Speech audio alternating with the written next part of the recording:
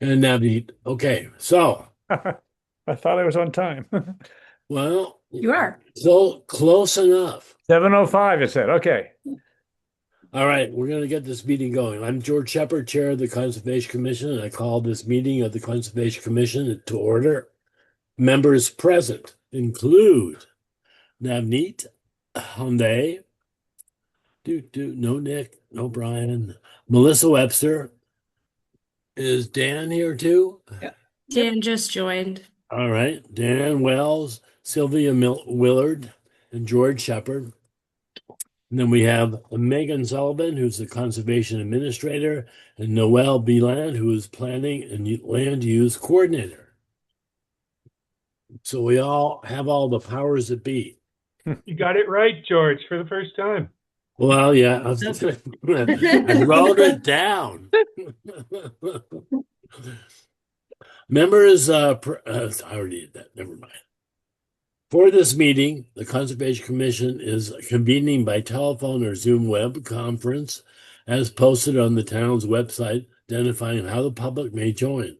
Please note that this meeting is being recorded. Accordingly, please be aware that other participants may be able to hear you, and anything that you broadcast may be captured by the recording. All participants should keep their phones or microphones muted unless recognized by me. I will call on each speaker to address the commission. If you wish to address the commission, please click the raised hand icon or ask to speak by posting a request in the chat feature. Please identify yourself at the start of remarks. All right, we're good to go. So it's 4 minutes past 7, and I guess I don't quite understand. Melissa, we have 7 o'clock community input. Is that something we're looking for? Yeah, it's just an opportunity for Megan? people from the public to have a chance to give their feedback. I don't know if it'll be something that happens at every meeting, but I think it's just an opportunity just to have. Like I said last meeting, there's a handful of other boards and committees that have that on their agenda at the start of the meeting, and it was recommended to me to do so from some of those committees. So just All right. decided to put it on to give people a chance to speak if they want to. Why not? So, does anyone of the public like to have a comment now? Hearing nothing, we're going to move on to item 1, public hearing, notice of intent, DEP file 125-1211. This is on 201 Bedford Road, parcel 22-68-Y. The applicant is Jeffrey Freeman. Construction of an addition and deck to the existing farm stand within the 100-foot buffer zone to an inland bank of an intermittent stream. Hello, I'm here for that one. Are you the representative? Okay, be my guest. Hey, Nathan. Hello, how is everyone? Nathaniel, sorry. Thank you, I appreciate it. All right, so my name is Nathaniel, and I'm with Sorry, Stansky and Nathaniel. McNary. Yep. Just for the record, Nick has joined the call as well at Oh, good. 7:05. Okay. Excellent. All right.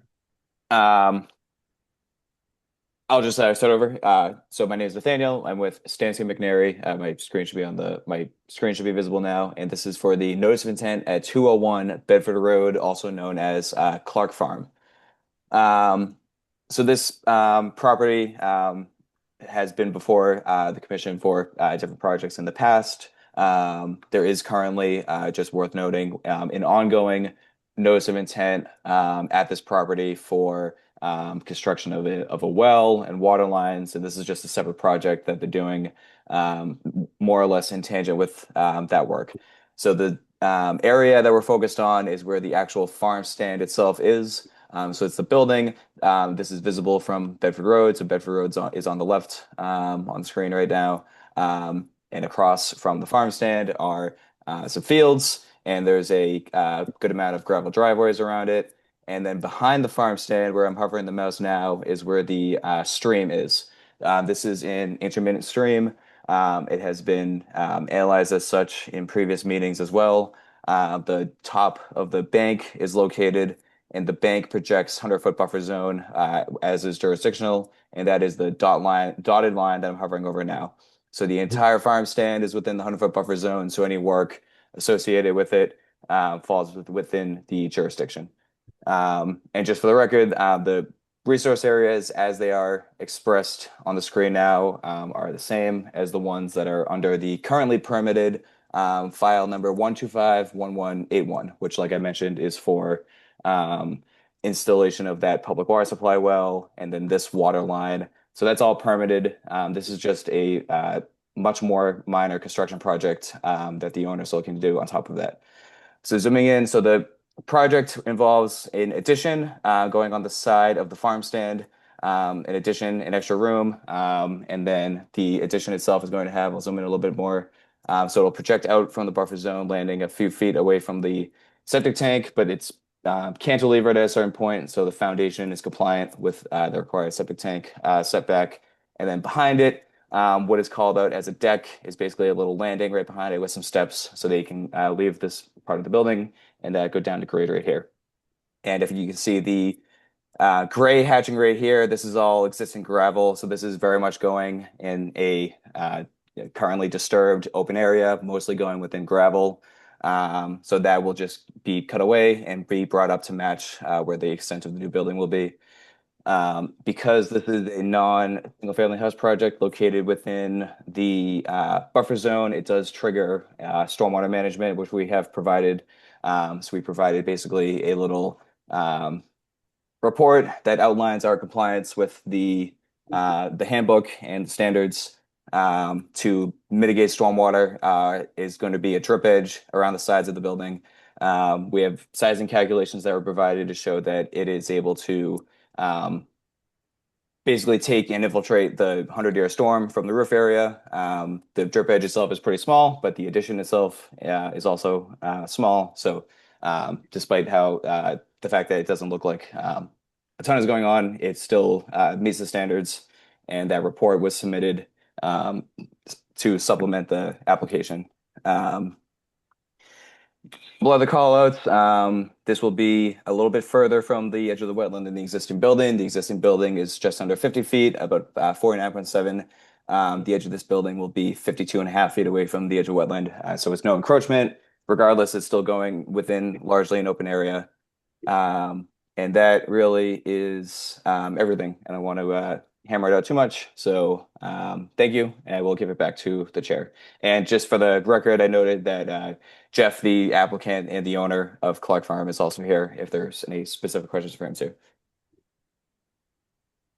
Thank you, Nathaniel. So one question for me, you've got the proposed drip edge. Where does the water go from the drip edge? It infiltrates into the ground.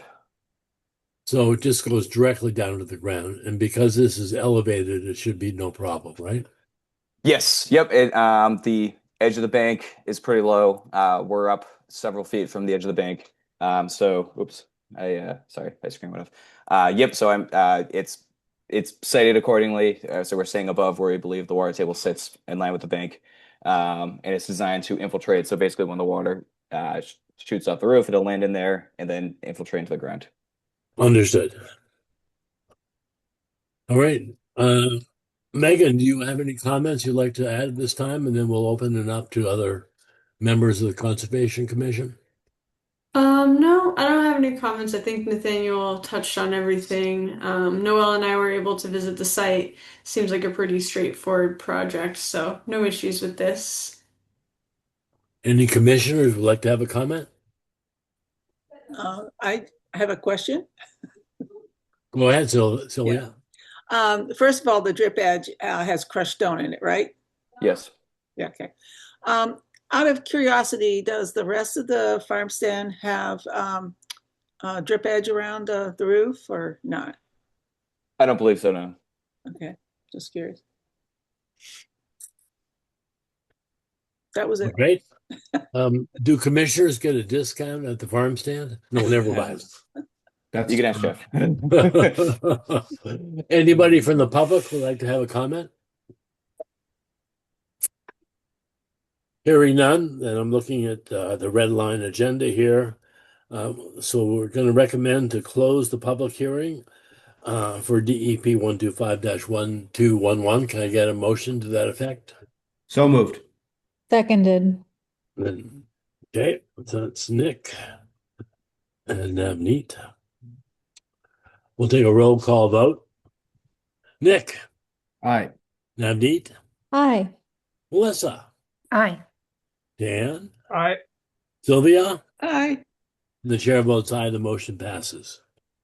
All right. So Thank you then very you much. had a second recommendation in order to motion to issue an order of conditions for 201 Bedford Road, DEP 125-1211. Megan, so moved. Yes. Yeah, seconded. so that's Dan and Navneet. And we'll take another roll call vote. Sylvia, Aye. Dan, I Melissa, Aye. Nick, Aye. Navneet, Aye. and the chair votes aye. The motion passes. Thank you all. Thank you, All right. Jeff. I'll be in touch about when the order of conditions is ready to be picked up or mailed. Great. Thank you very much, everybody. Appreciate it. Yep. Thanks. you. Have a nice one. You sure we don't get a discount? No, okay, never mind. Let's see, it's not 7:20 yet. Megan, If should you we want, go? I can run through the bills. That's what I was thinking. Let's jump to. The other And- stuff seems pretty dense. Yes, I know. On my agenda, page 5. It's item 10, yes. I'm there. Do you want to run through them yourself, or should I do it? I can do it. Okay, I know you Um, can. I don't mind. So we have a bill from Dog Waste Depot for $199.58, and this is for dog bags at the Cranberry Bog and Foss Farm. And can be paid. Oh, yes. Question. Speaking of dog bags, I ran into Judy Hodges out at the bog last week, picking up amazing amount of dog waste at the bog, and apparently she's using her own dog bags. At one point, she said she on one of the dikes she used 100 bags. Wow. I would like to suggest that it would be perfectly all right for her to use some of the town's or the commission's dog bags. So Yes. because she has to go to the store and buy her own, and she has been doing this for 12 years in the spring, picking up after people's dogs. Definitely. Well- Yeah, I mean, she's typically in the office a couple days a week, so She can that's get them definitely easily. something we can make sure she doesn't buy her own. Right. I just thought the commission should approve that, since they're not going to go into a dispenser, they're going to go into a human. Well, we should applaud her for doing that for 12 Yeah, oh, years. absolutely. My goodness. Yeah, yes. Here's to her. She doesn't have a dog Right now. right now. Yes. yes. Well, she needs a dog. Okay. Yeah, I'm sure she wants one. But I felt badly in talking with her and seeing all the bags around that she was using her own bags. Got it. So, Megan, do you want to go through all 4, or should we vote each one individually? I'll just very quickly run through them for the record. Okay. So yeah, the dog bags can be paid out from the LSC repair and maintenance budget. Then we have a bill from Granger for $391.11. And this is going to come out of the Foss Farm Community Garden Funds. And this is for repair of 2 wells. And then we have O'Connor Ace Hardware, $46.77. Similarly, this is coming out of the Foss Farm Community Garden Funds. And this is for paint and brushes to repaint all the well pitcher pumps at Foss Farm. And then the last bill is also from O'Connor Ace and Hardware. It's for $399.80.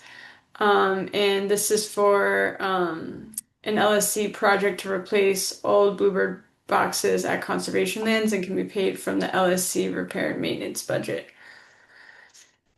And that's all the bills. So I see item 13 has got an informational Bluebird boxes have been installed at Cranberry Bog and and Thule Farm by former LSC member Julie Durrell. So does that impact this at all? Is the It's the last one? same thing, yep. So we were invoiced for the boxes that Julie put up, and that's what that bill is.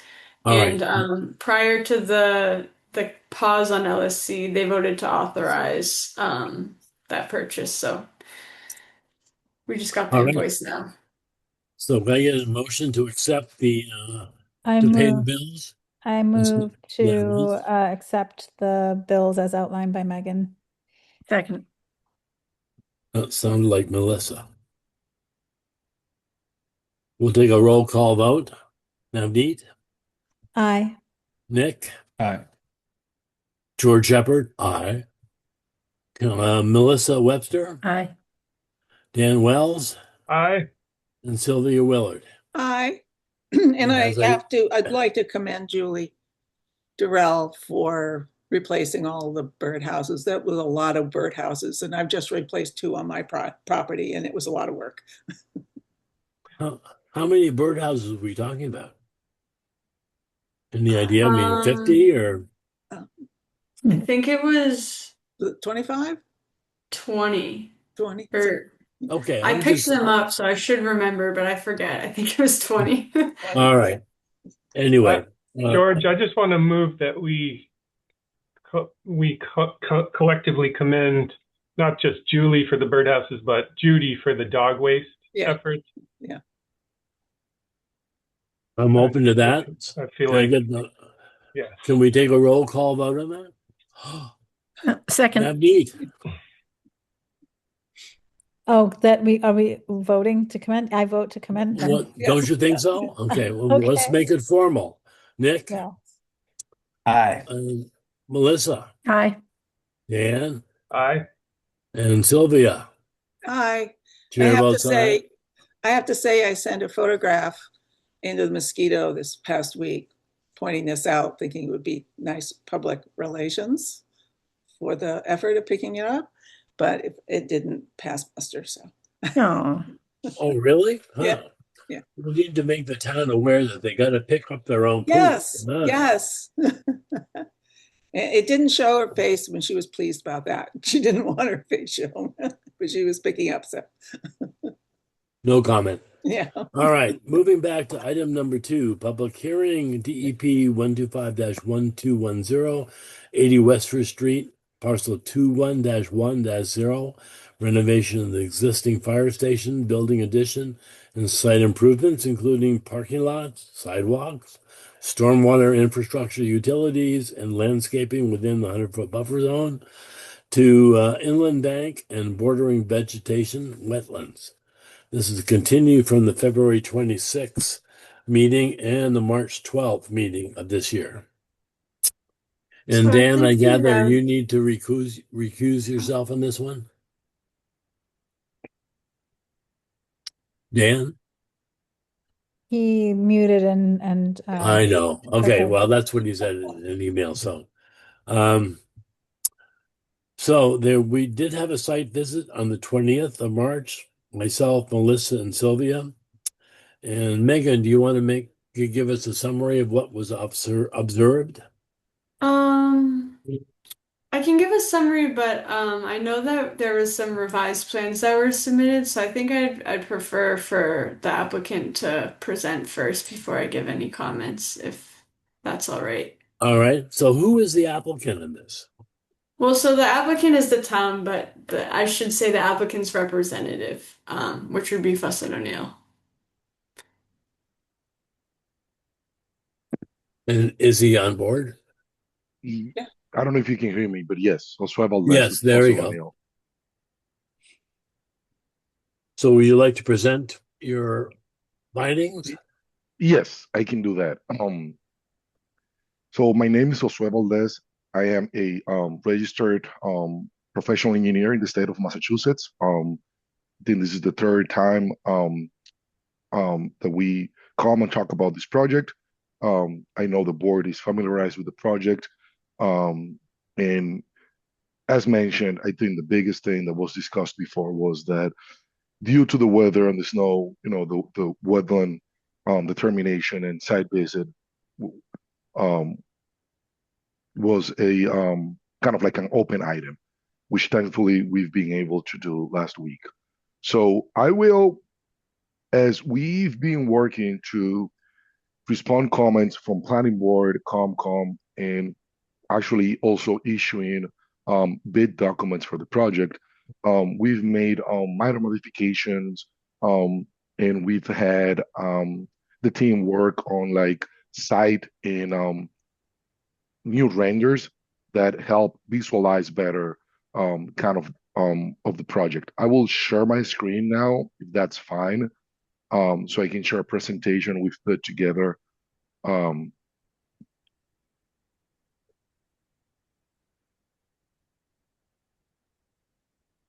All right, we see them. Perfect.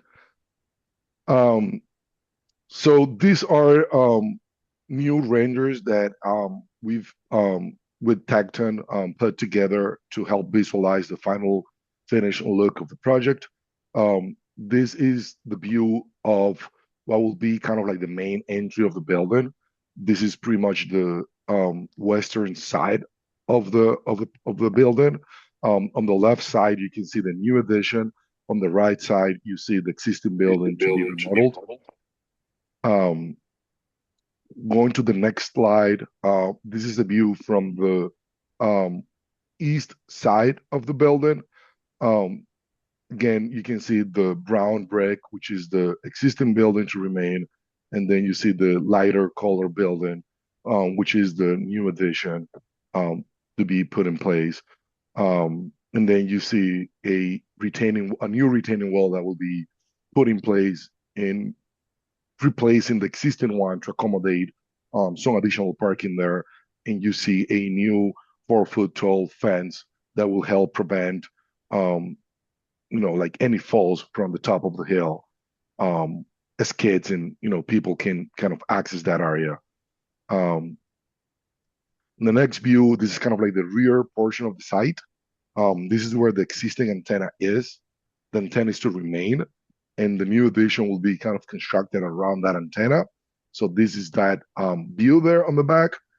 And all you can see here is pretty much the new addition. You can't really see much of the existing building other than this little corner on the right-hand side where my cursor is.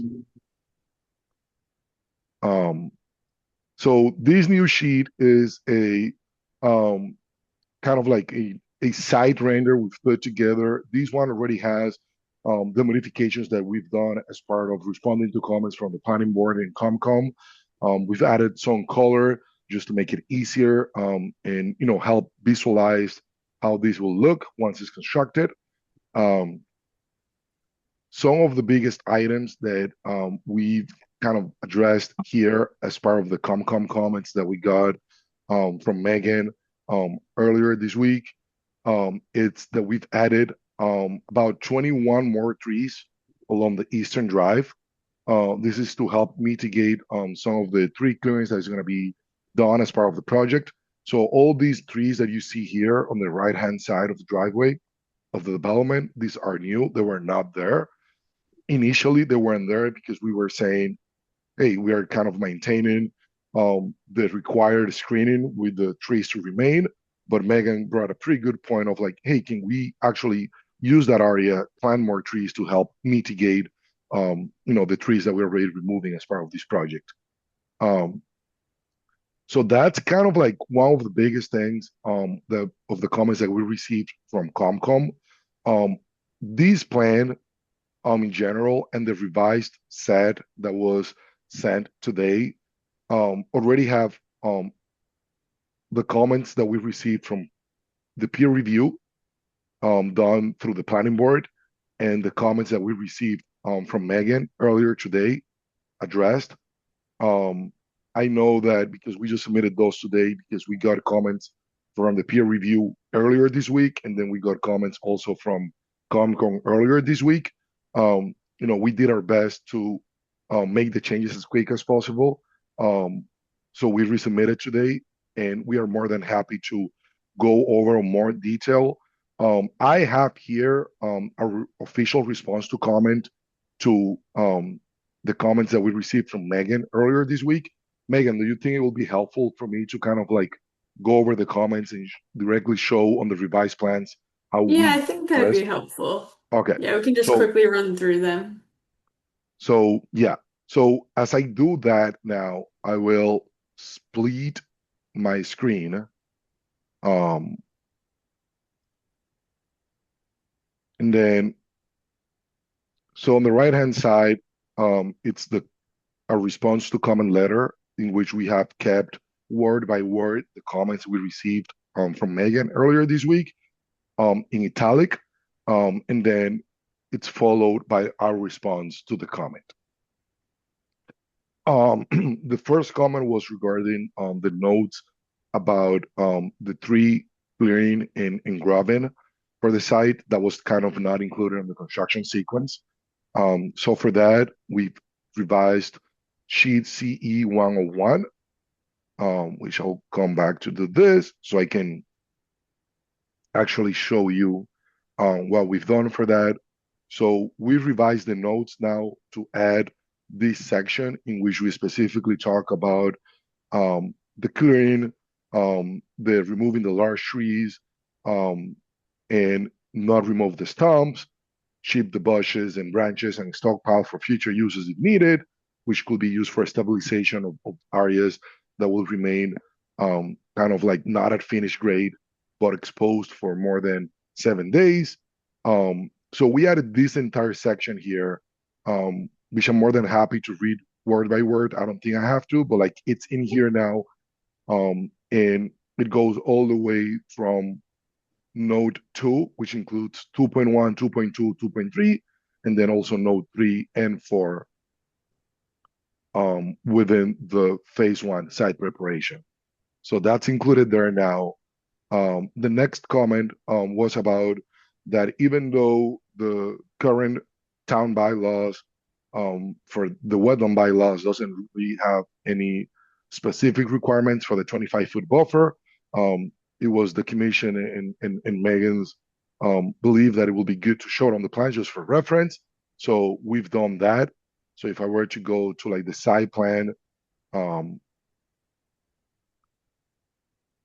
you can see now that new line being shown like here. This is that screen line there.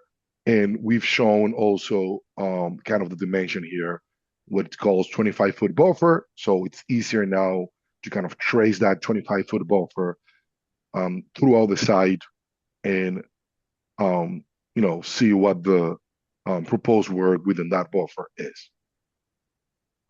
The third comment was about asking that some revisions have been made to the west and east drive aisles. This is as part as responding to comments from planning board, as well as making changes to accommodate certain aspects that have been coordinated for construction documents. We actually are issuing addenda number 1 tomorrow for the bid process. So it's been like a kind of like all-together effort to try to accommodate requests from multiple sources, planning board, COMCOM, and bidder questions and coordination with all the disciplines. So the changes were depicted on this plan and are explained here. So the first question was about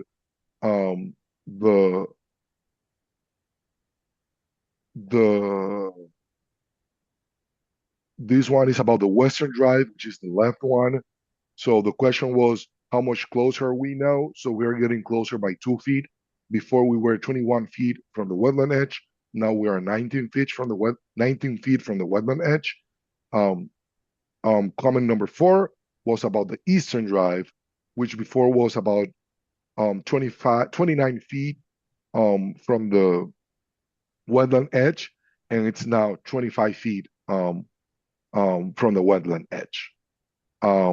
Question number 5, it's about, giving those slight kind of closer encroachment into the wetland buffer, if there was any room to like kind of limit or decrease the work within the wetland buffer in other areas. In all honesty, we have a pretty constrained site in which we are trying to navigate the program that the fire department really needs to make this functional for them from a parking standpoint and maneuvering of the fire trucks. At the same time, try to keep as far as possible from the wetland. Where possible, you know, it's kind of like where we at right now. So like, so that's kind of our response to that one. We didn't really make any plan changes based on that. It's just like we have a really tight side that we're trying to balance everything here.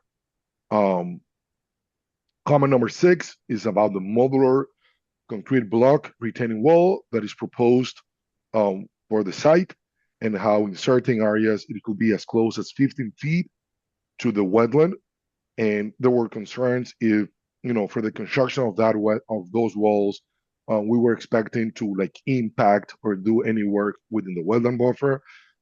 We should not see any adverse impacts coming of the construction of these walls for the wetlands. For the most part, I think the most important thing here to notice is that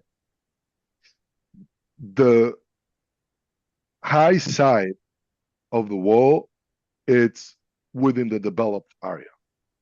So the low side of the wall is the one that is going to be undeveloped. So the amount of cut and work that you need to do on the undeveloped side is pretty minimum. It will just be whatever is required to install foundations for those walls. So we are not really expecting to go past, call it maybe 5 feet on the developed area for the construction of those walls. So the big work to prepare foundations and everything required for those walls is going to happen on the developed side. So the limit of work that we are showing here, we feel pretty confident that should be more than sufficient for the construction of the walls.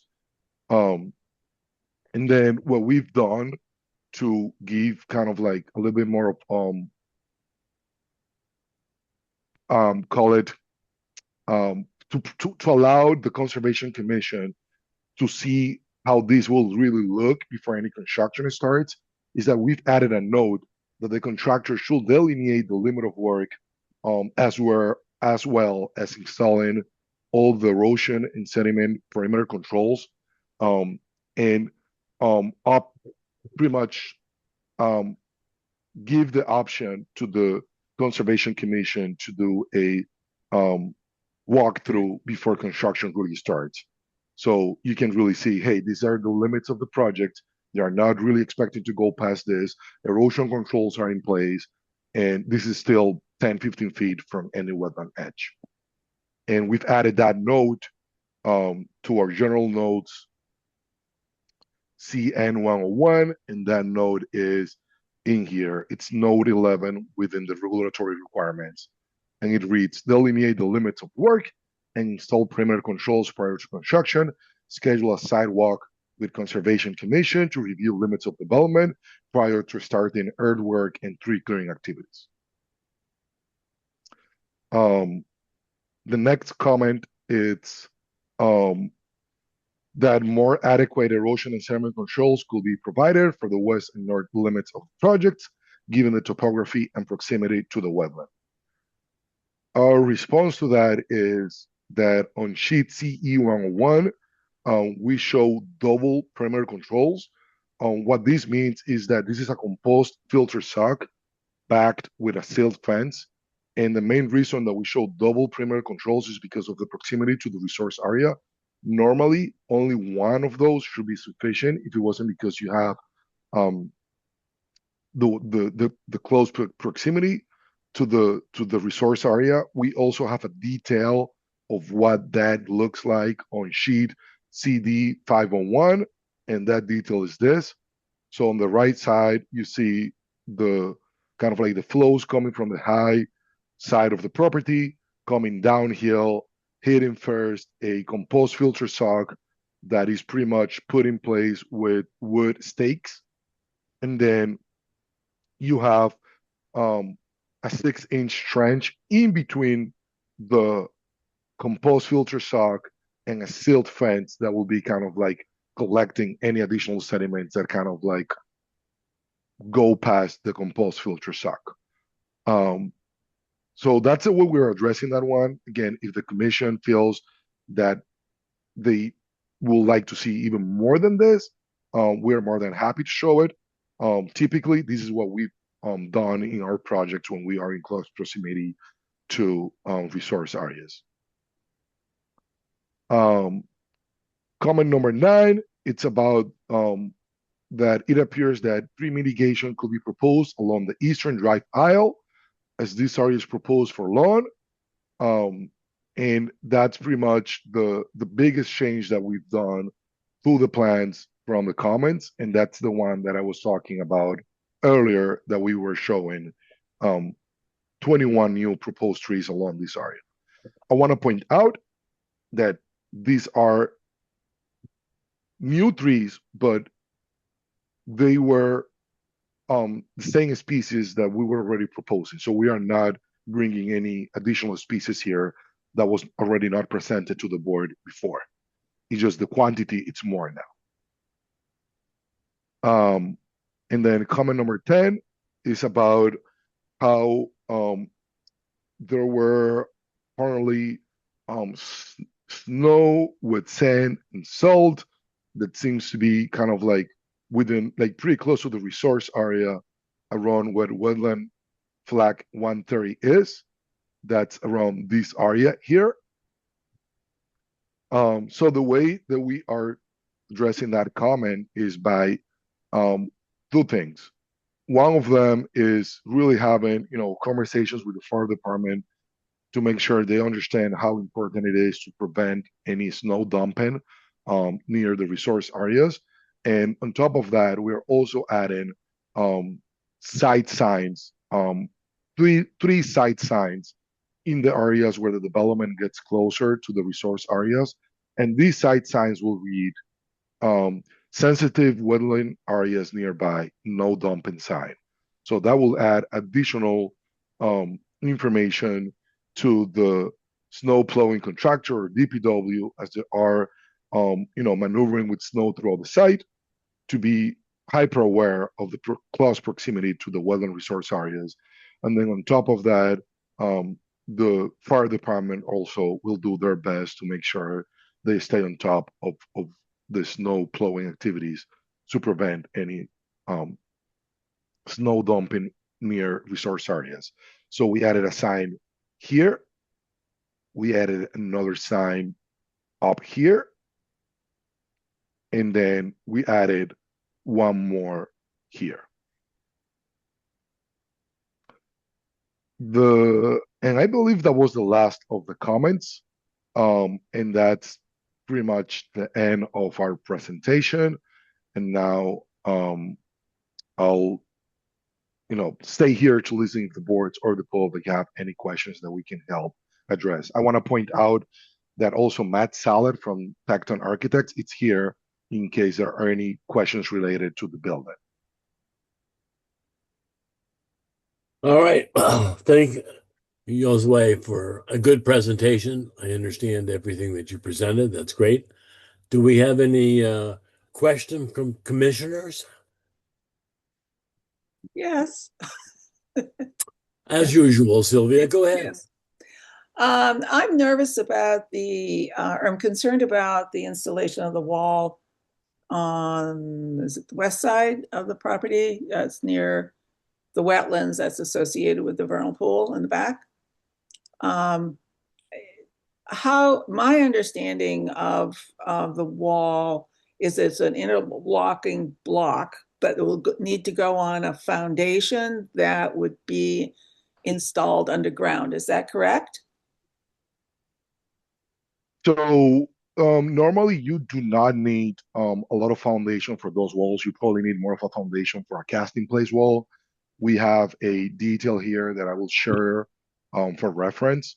So this is kind of what the bottom of that looks like.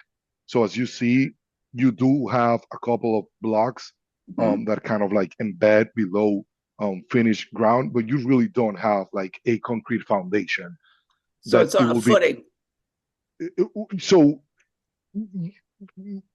not really. So like the big difference, and one of the reasons that we're also using modular block concrete walls here, if you were to use a concrete cast in place wall, you will need foundations that are at least 4 foot deep because you need to go below crusting level for the most part. Right. So to do that, the amount of trenching that you will have to do, it's more. So vertically and horizontally, you will be doing more encroachment into the wetland. By using these type of walls, Mhm. as you can see, it's only 2 feet technically that you will have from the face of the wall, kind of like encroaching towards the undeveloped area. If you add another maybe 3-4 feet for somebody to go in there and do some work, that's kind of how it is. But the required machinery, it's minimal. Like these blocks are installed by hand.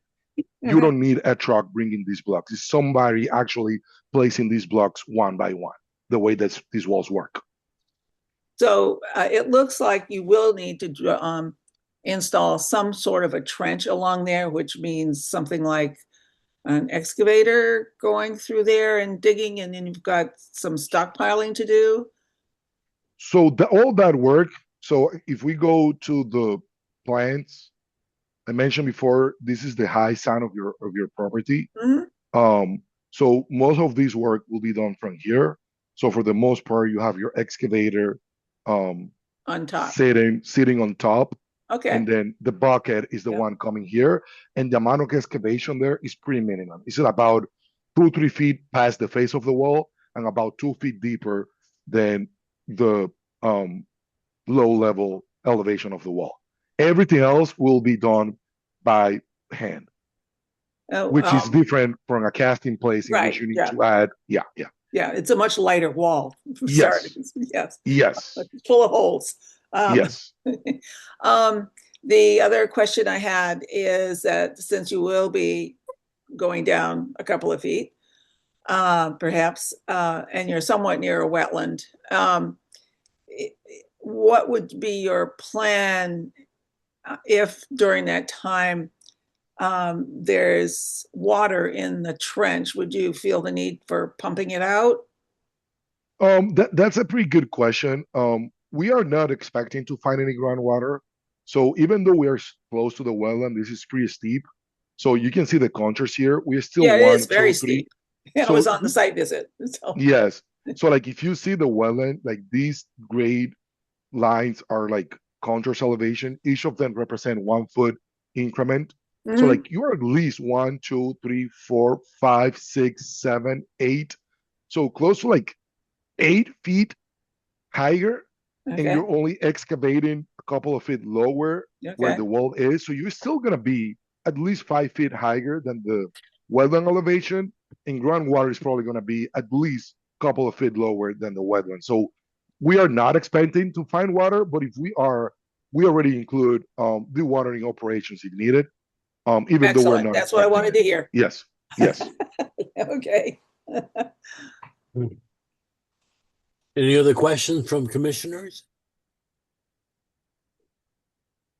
Megan, do you want to make any points here? I see you have some red lines. I think I was ready to answer all the questions I had before, but I was just gonna note from the stormwater peer review, one of the notes were about the test pits, that there was test pits done for the septic, but not for the subsurface chambers.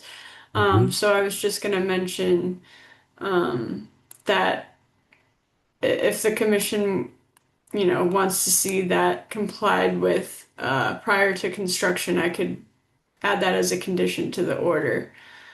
And I think the other comments from this peer review were relatively minor, but that was the only one that I wanted to mention. So I could just make note to adding that to the order if you decide to issue tonight. Yeah, and if I may, Megan, thank you for bringing that up. Yeah, we did get that comment, and the recommendation was that because we are really not really proposing given to the type of soils we have here, the groundwater recharge is not really feasible within those systems. Still good to have the test pits before construction starts, just to confirm wetland elevation in the location of the VMPs. So we've added those notes here. We added the location of where those two test pits should be, and we added the note for the contractor to know that those needs to be done prior to construction starting. So those are there. So thank you, Megan, for bringing that up. So Yeah. Megan, sorry, go ahead. Oh no, I was just gonna move on to something else. So if you wanted to continue talking about this, I can wait. Well, I just want to see whether or not what the answer from Elseway was sufficient for that particular topic. Yeah, I think so.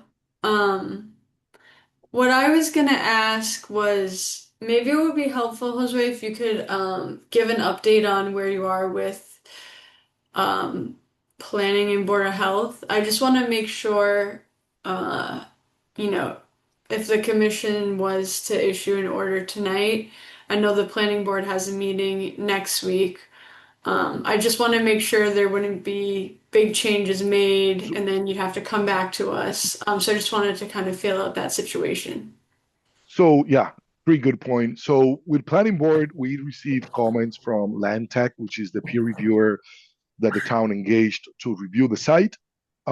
We actually like these plans that you're looking at here in the plan, which are the same that I sent you earlier, already have all the changes that came out of that comment letter.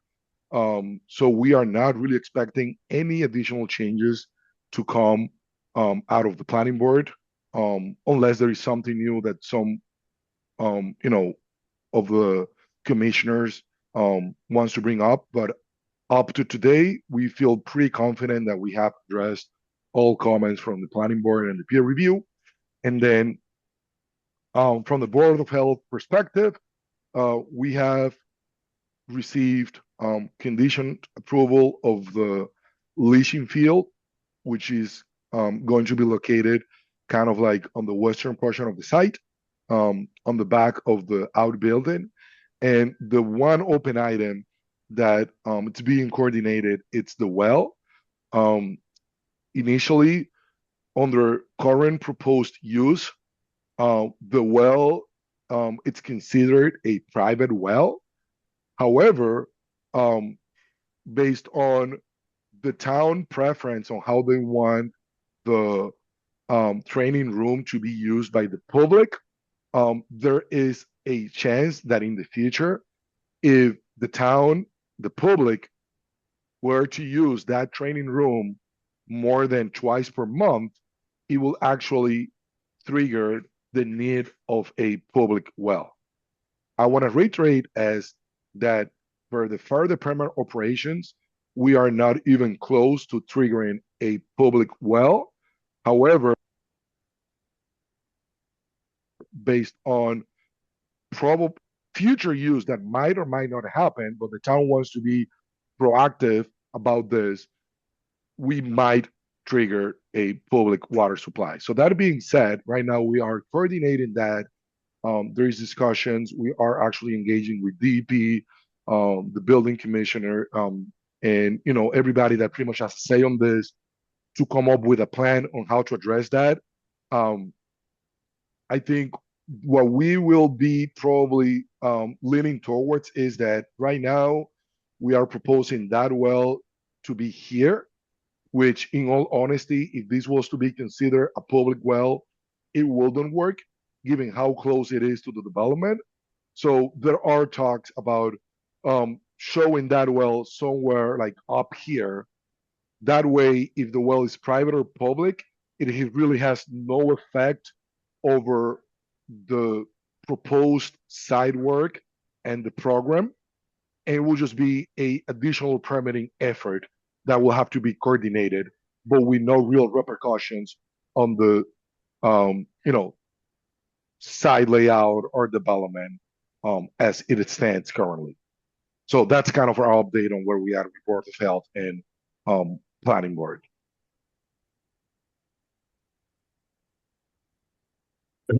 So does that answer your questions?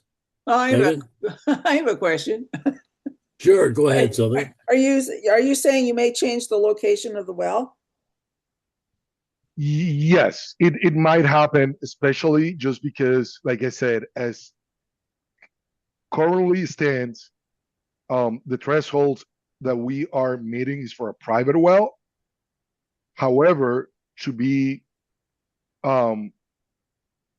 proactive in case that we do go the public well route based on future use, a new location might be proposed just to make sure that if it is private or public, it has no effect over the actual proposed site work, other than some more routing and longer pipelines to connect the well to the building.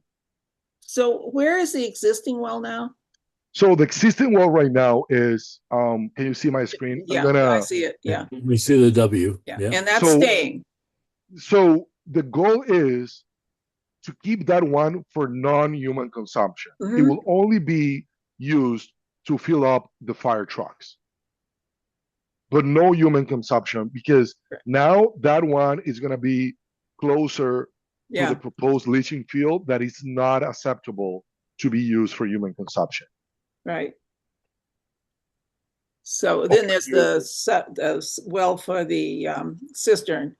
And so how would you approach putting in the new well? Would that be another filing, or should we keep this open for that decision? I'm just curious.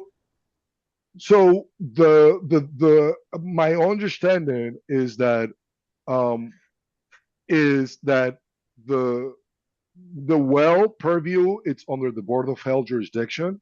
So to Megan's point, if it is a private well, that's Board of Health jurisdiction. If it is public, it will be Mass DEP. I don't think the COMCOM has actually any jurisdiction over the well.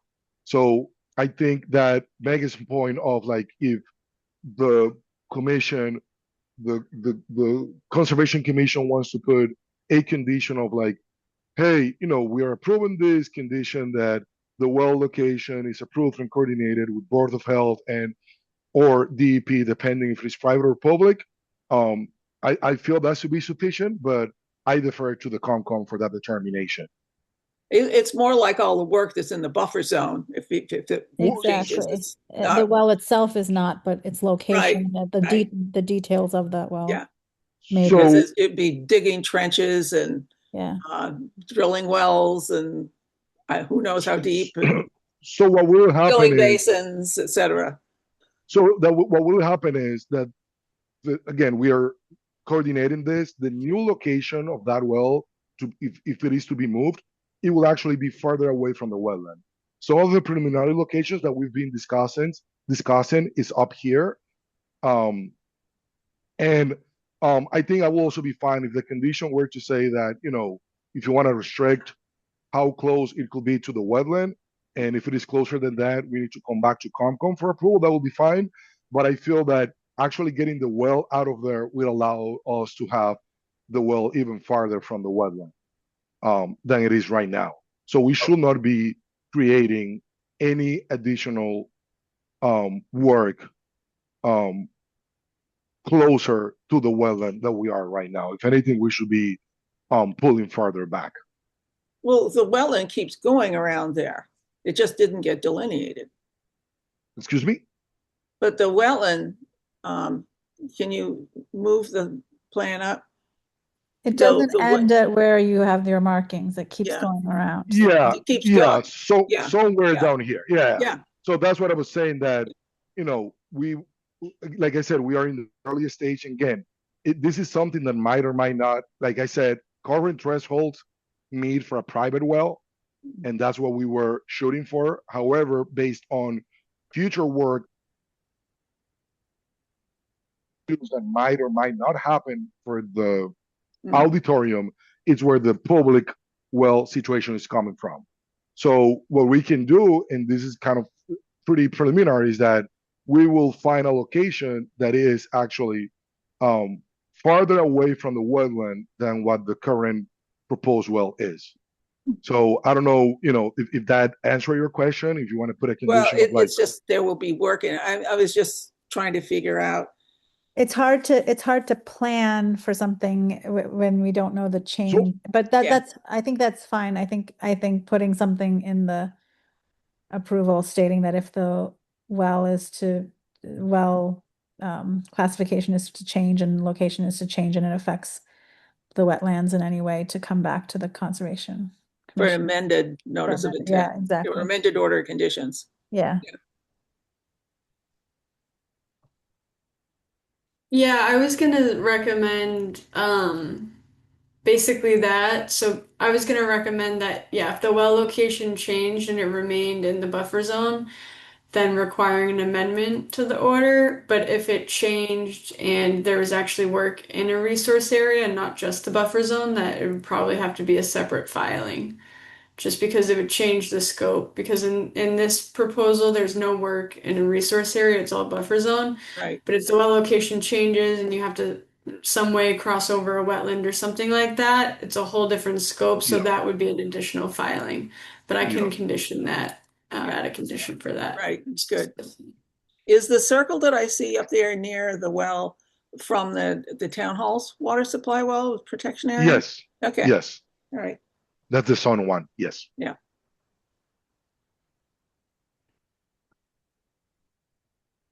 All right. So Megan, does this make sense based upon what we just went through to be able to draw the appropriate paperwork?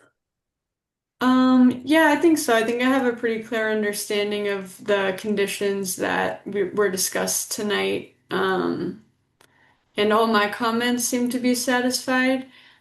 So I'm good. I just have one question because about the new trees along the east side.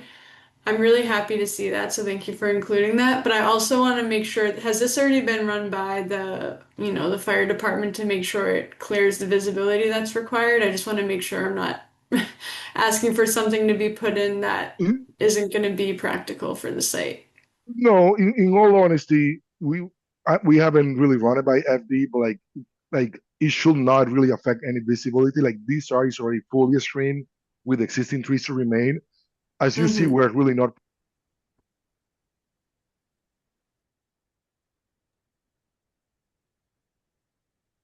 Did we lose you, Oswald? Sorry, Oswald? I apologize.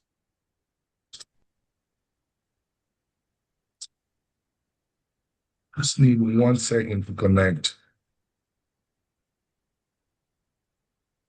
So Megan, you're recommending we talk to the fire department about make sure that we have sufficient visibility to use that particular part of the driveway. I mean, yeah, I don't know if we have to like wait to talk to Yeah. them. I just don't want to be, I- I don't I want to would- I ask would- for something. I would That's- propose to accept this plan as presented today and with the condition that Megan outlined of if the well is changed or moved within a buffer zone, that to come back to the commission for amending the order of conditions, an amendment versus if it is in a resource area to submit for a new filing. Can you guys hear me now? Yep. Yes. Sorry, I apologize. My wireless headset died on me. I had to use my USB one. So I apologize for that. But yeah, I agree with the commissioner that, that condition seems more than reasonable. Yeah, and if the fire department has an issue with the trees, we can discuss it. Yeah, and what I was Um, saying at the end is that we are really not proposing new trees near the curb cut for the same reason.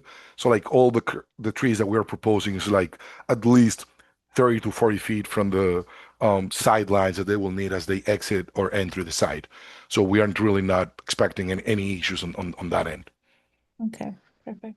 I would second Navneet's motion. Thank you, Melissa.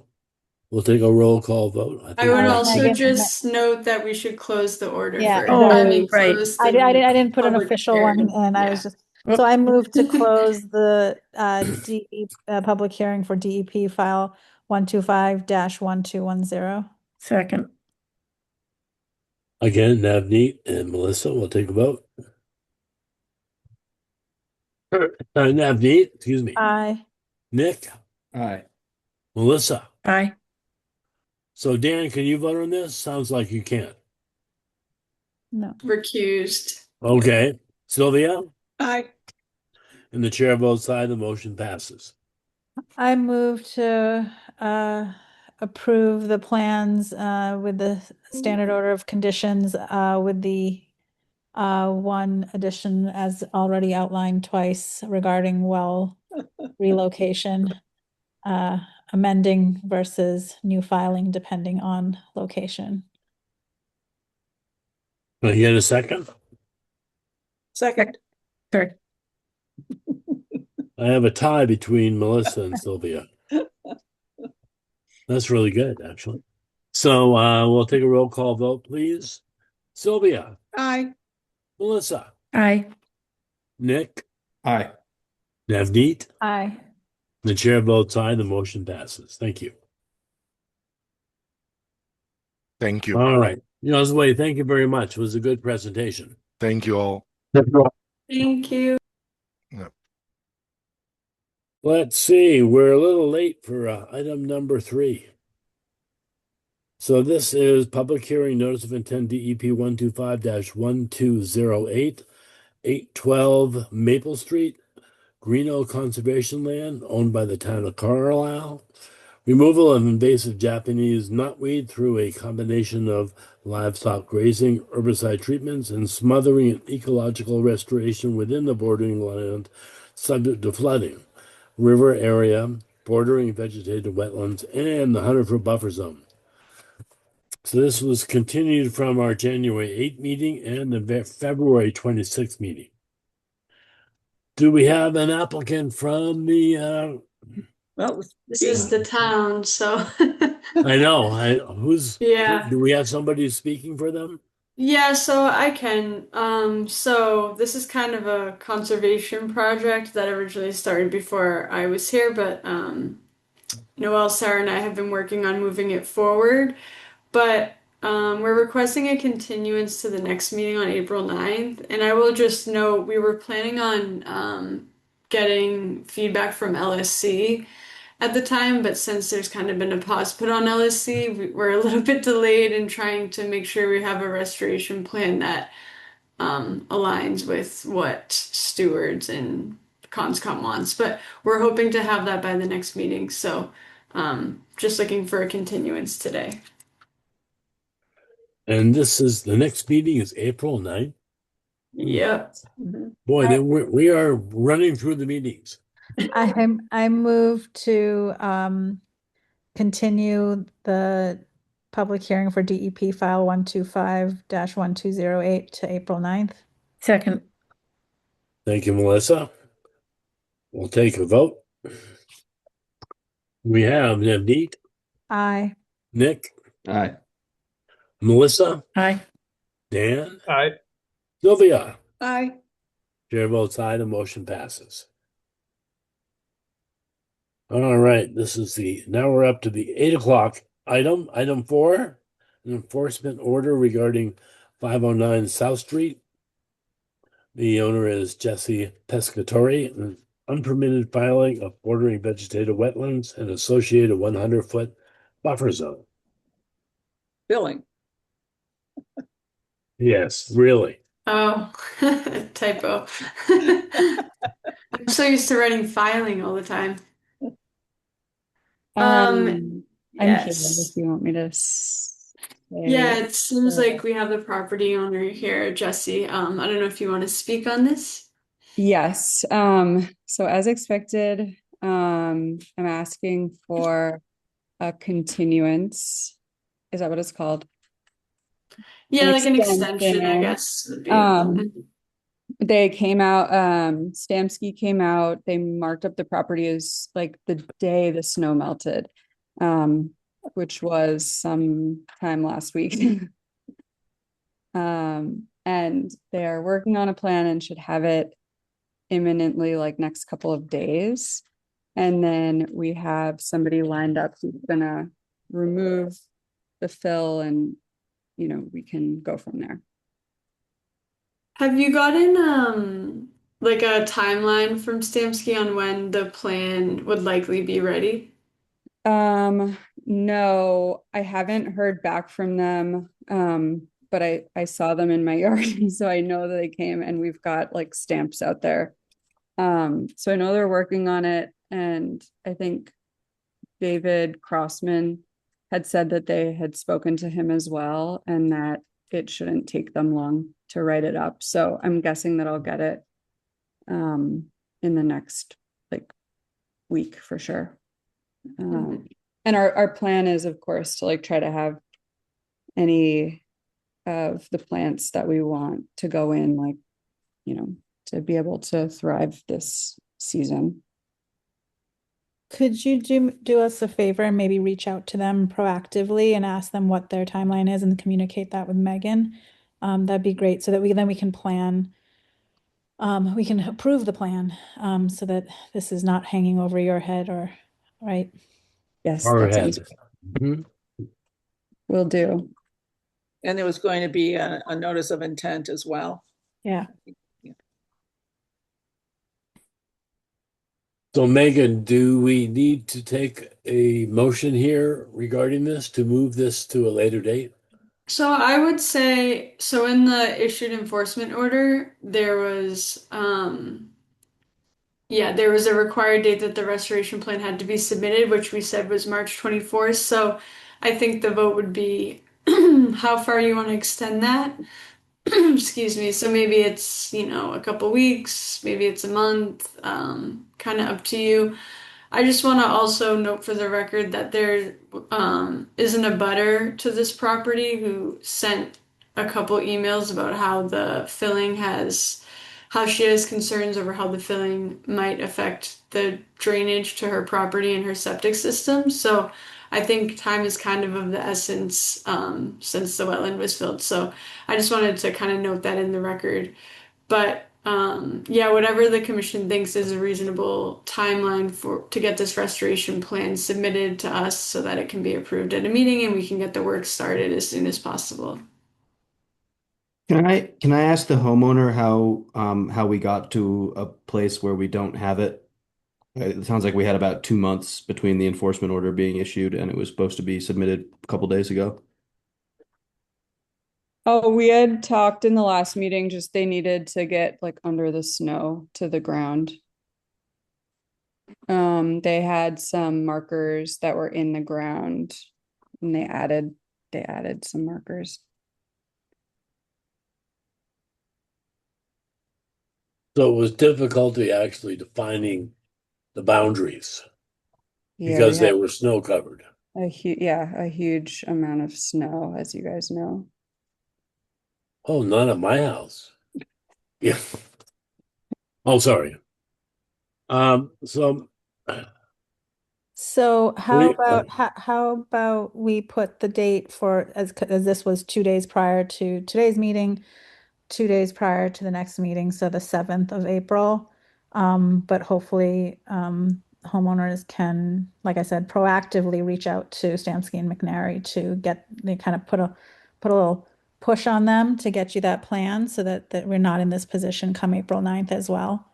As it is, it's not just an enforcement order isolated to your property. Now there's potential effect on somebody else's as well, so that time is of the essence. I just want to express that for the record again. Yeah, of course. Do you So think okay. 2 days is enough time? Maybe a little sooner, yeah. Yeah, because sure. I'd like to take a really good look at it. Okay. How about, the Yeah, third? we don't have much wiggle room between now and then, but yeah, typically I try to send the meeting packets on the Friday before, so 3rd would be ideal, but that's a week away, so If it's just to how doable reach that out is. to Stamsky, like I already sent them an email and we'll follow up tomorrow. It's submission of the plan to Megan so she can include it in our meeting packet, which is the Friday before our meeting, which would be the 3rd of April. Okay. I mean, my hope is to have it a week from now, but I mean, that would be my expectation. Like they had told David just a couple of days. Okay. And that was from, let's see, they came out probably like last Thursday. So It was just gone, the snow. yeah, it was like I still got a little bit. I know, yeah, Still a little bit too, but that was when our existing flags showed back up. All right, so if we want to move our discussion to the meeting on the 23rd, is that a valid date, Megan? The No, ninth. the 9th. Well, the 9th, Yeah. sounds like So- we're up against a So problem with the 9th. So I moved, no, so I think I moved to extend the deadline for the submission of the restoration plan to April 3rd for us to review and discuss on our next meeting, April 9th, for 509 South Street. I'll second that. Then we'll take a vote after I finish writing. Okay. All right, Sylvia, Aye. Dan, Aye. Melissa, Aye. Nick, Aye. Navneet, Aye.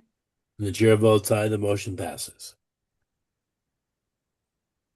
All right. We got a minute before 8:15.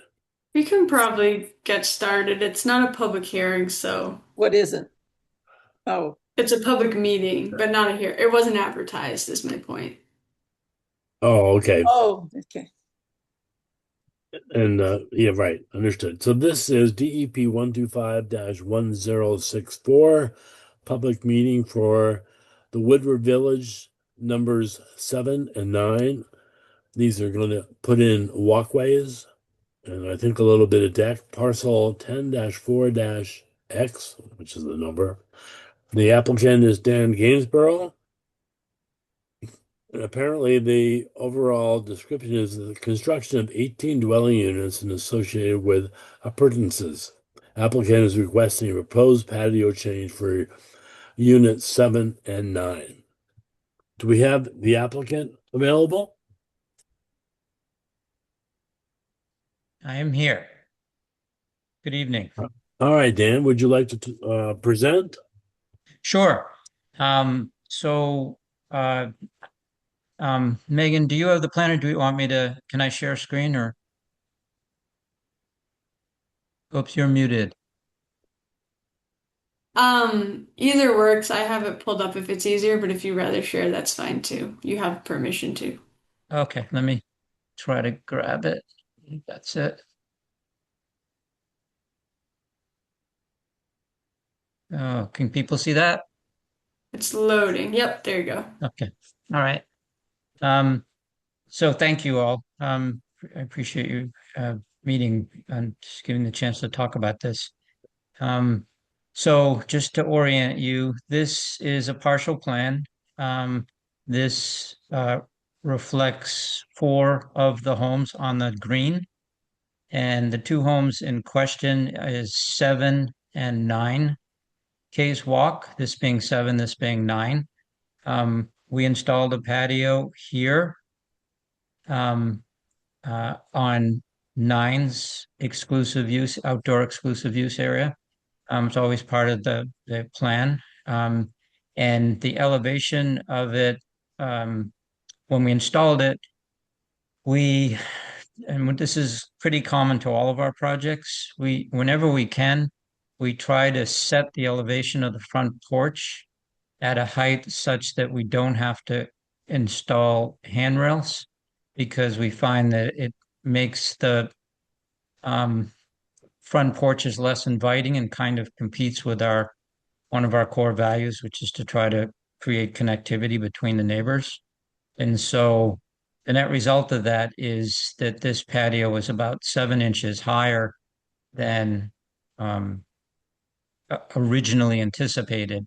And the residents in this home were not happy with the way it sat. And so they share the space between the 2 homes. You see this line right here. This is the limits of the outdoor exclusive use area for 7, and this to here is the limits for number 9. So and they were also they expressed some concern about drainage. We were comfortable that the drainage was going to work. But in order to be responsive to their concern, we'd like to lower this patio here, and everything else will remain the same. What we have to do is, in essence, create a landing out of the same material as the patio at this elevation, so that they'll step down 7 inches onto a lowered patio. So that's the work that we're asking for permission on. And I don't know if you want me to talk about the other element or not. Well, yes, please. I'm curious. Okay. So, so all of these homes, I don't know if you can see this, but you see these little landings, or patios here and here. Yep. There's one up on this house as well. So all of the homes on this side of the green, because of the grades, they were able to enjoy a walkout basement. And unfortunately, on 7s, they were not able to do that. We missed it by about a foot in terms of the groundwater, and so in order to give this homeowner access to their rear yard, and you can see the yards are fairly tight. This one's a little more generous than perhaps this one is. And so we agreed to, we thought it would be beneficial to them to have that access instead of walking down the slope. And so we put in a modular, stone retaining wall, and then a set of steps down into this lower area. And so what we learned so that element is also there, and we're hoping that the CONSCOM will allow these changes to be viewed or be handled as administrative, or I'm not quite sure the exact terminology is, but so I'm happy to answer questions. I hopefully that was somewhat informative. Megan, do you have any questions? I don't have any questions, but I guess just to build upon that summary, so some of the changes that he pointed out, that were already made. Julie and I sat down with Dan, and we thought some of the grading in the patio area might elicit an amendment to the order. So the grading is returning to what was permitted. So I just wanted to point that out, that That's an Julie, important the town point. planner, and I were able to meet with Dan a little bit before this to kind of go over what we thought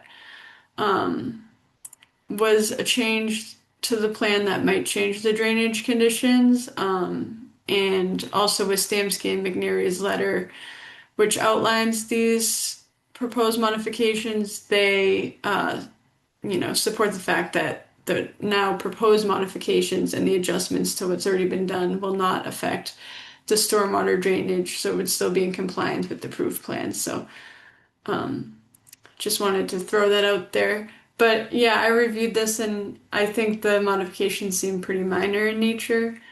So I'll hand it over to the commissioners.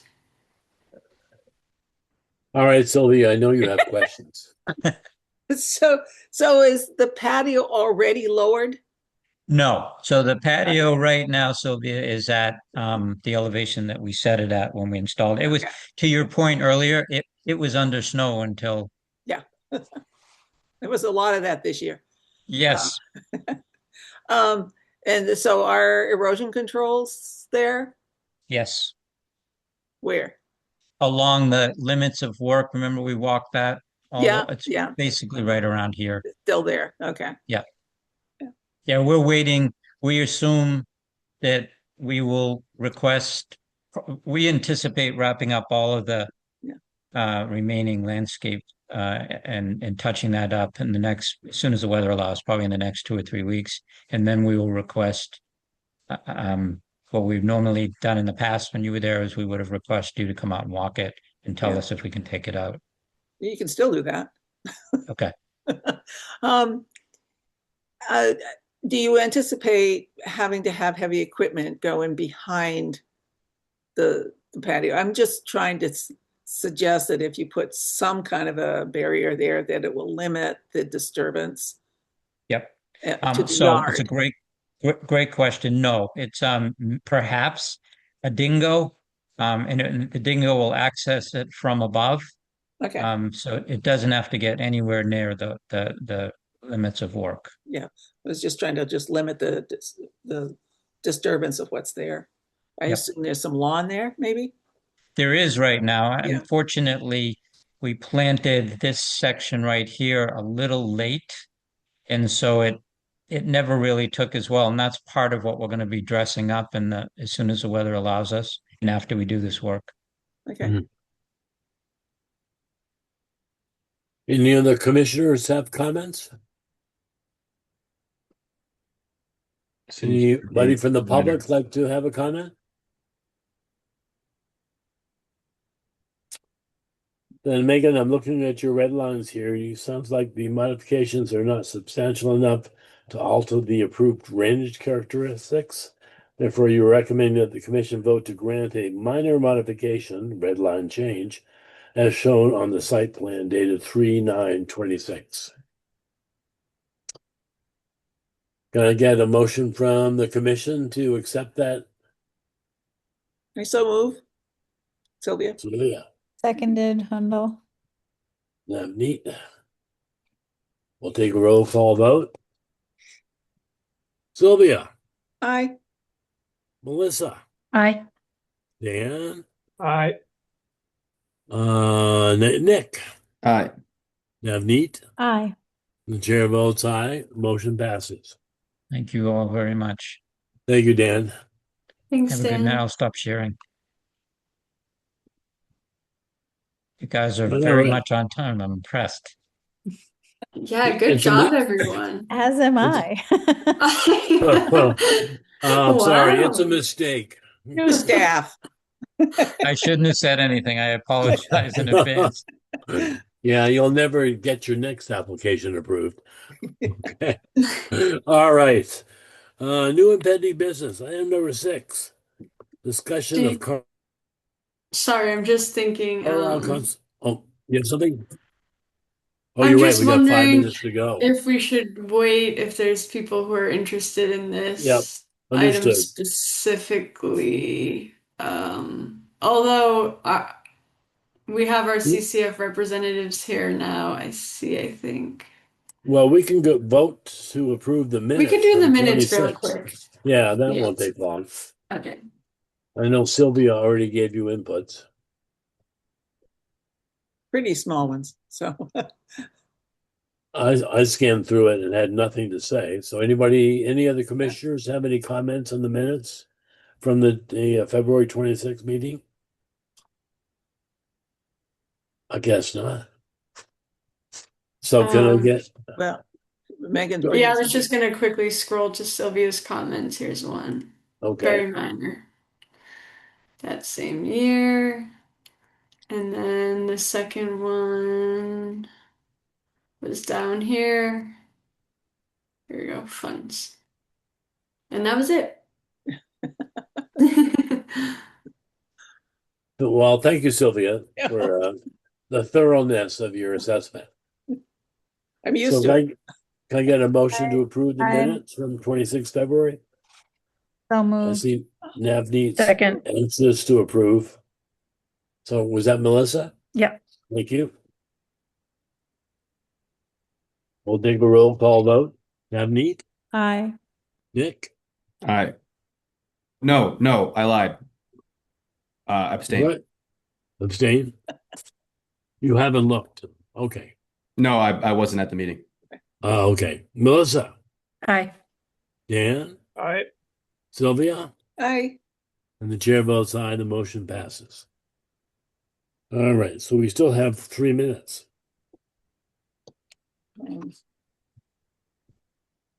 Can we do cranberry bog updates or? Yeah, let's just do the first bullet here. Okay. Okay, so there's a beaver assessment site walk at the Otterside Trail that's scheduled for Tuesday, March 31st at 9:30 a.m. I invited the remaining LSC members to join. Of course, all the commissioners are welcome to join. And then I also invited Trails Committee since the flooding directly impacts their trail. Um, but I anticipate it to be a great educational experience. So, if anyone wants to join me, they're welcome to. Chris said the trail should be walkable. It's not too flooded, so you shouldn't have to bring your waders, but maybe some good boots. Can you share the meeting point where we would start?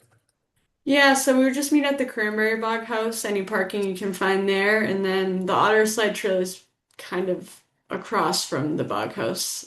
So you can park at the Bog House. We meet there, and then we can all walk the trail together.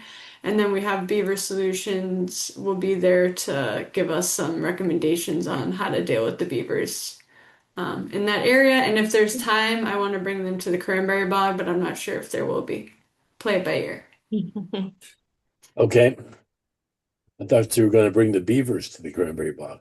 All right. Some think they know code. where Shall we try for the next one? Some Sure. code to mobilize the site to clean out dam number 1. Rising. Yes.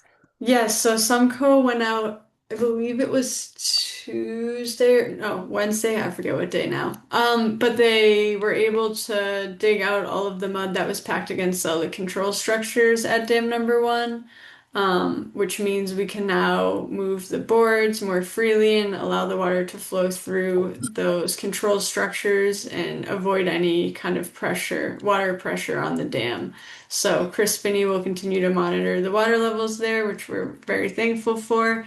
And I think getting the mud removed from those structures was pretty significant in helping us avoid some kind of breach of the dam. So I'm happy about this update. All right. And the last one, site visit conducted dam number 1 with geotechnical engineers from Geoengineers Inc. Yes. This So one you're this waiting one for a will quote? probably need some more discussion later. I don't know if I have time to get to it now before this next All one. right. Well, we can put it in abeyance and move I have back a to. quick bog update if you're interested. It's really quick. Sure. The CPC grant for Cranberry Bog number 1 expires in the end of June, and the CPC has voted to extend it another 3 years. That's good news. That is good news. Yes, and they did the same for Greeno Dam CPC grant as well. We could. Any idea how much money that is? Well, for Greeno Dam, it was 50,000 for waiting for feedback from the H&H study, and for the Cranberry Bog, the grant was for 300,000, but it's less than that now. I don't know what the balance is at the moment because of the work that's been going on. Okay, thank you. But whatever is there they're both extended another 3 years. You must have been very persuasive. All right. We are up to 8:30 and we have item number 6, discussion of the Carlisle Conservation Foundation's letters regarding the Grow Native Massachusetts agricultural license on Woodward Conservation Land dated January 26, 2026. So Megan, you talked to, I forgot who. I invited CCF, but I reached out to Melinda Inquist, who's the president. So they're here to join us for a discussion on this. But I guess before the discussion kicks off, I just wanted to kind of, the Conservation Commission is now picking up this discussion. And so I kind of just wanted to recognize all the time that the LSC Woodward Subcommittee put into collecting and identifying stakeholder feedback. I know there was a lot of evening meetings that were held, and as we all know, those take time. So I just wanted to kind of honor that here first. And Chris Spinney was able to put together a Woodward Subcommittee report and send it along. So I put that in the meeting packet. It was from February, but it just kind of summarizes the history of the license agreement and the issues that were identified at their meetings. And my hope for this discussion is that the commission had a chance to look at the history of everything, and now we can kind of make a path forward with CCF. So hopefully we don't delve too deep into the past details. I'm just really hoping we can collaborate and move forward on this. So with that, I will leave it all up to you. I just wanted to say thank you to Chris Spinney for that Yes. outline. That was really helpful to organize my thoughts. Without it, I think I would have gotten lost in the weeds. So I really appreciate like the technical, non-technical, et cetera. That was really well put together. So I appreciate that. I Yeah, and I agree. think that'll and be it a took good- a lot of time, I'm sure. And I think it'll be a good resource moving forward for a long time. So a lot of effort, I'm sure, but it'll be really valuable for all of us moving forward. Yes. That was good. Where to begin? Yeah, exactly. Do we need a summary at the moment? Is that something? Well, so I'm Jonathan DeCock, and I'm here to represent CCF. I'll be our spokesperson tonight. So Great. if you want me to start off, I'm happy to. That would be great. Thank you. Okay. So for the record, Jonathan DeCock, 130 Oak Knoll Road. I am a board member of the Carlisle Conservation Foundation. Joining me tonight is Steve Tobin, Melinda Lindquist, who's our president, and Kelly Garino, who's our vice president. And so I will be the spokesperson for CCF tonight. However, when I'm done speaking, if you could give them a chance to correct anything that I may have missaid, that would be greatly appreciated. We are a 16-person board, and although I will say things, the board itself is I'm attempting to represent the board. But if I make a mistake, I'd appreciate a chance to have it corrected before it's on the record. So overall, what we would like to do is exactly what Megan said, is we'd like to focus forward on the future as how we're going to go about this, rather than look at the past. And to that, there's 3 points that I wanted to take you through, and it's really about the conclusions on our letter. And so we've kind of summarized them down into 3 relevant pieces that we would like the Conservation Commission to consider. The first, and I guess most important one, is we would like the Conservation Commission to, or we would request that the land use decision process for Woodward be started anew. We believe both the process and the outcome were significantly flawed, and I think you can see that in Chris Spinney's document as to the outcome, how it was flawed.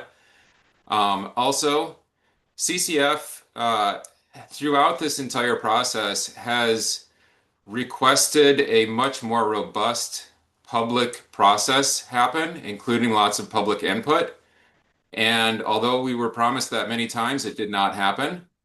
And we believe that such significant changes as what's happening here is something that should also be consulted with other town boards, which also hasn't happened.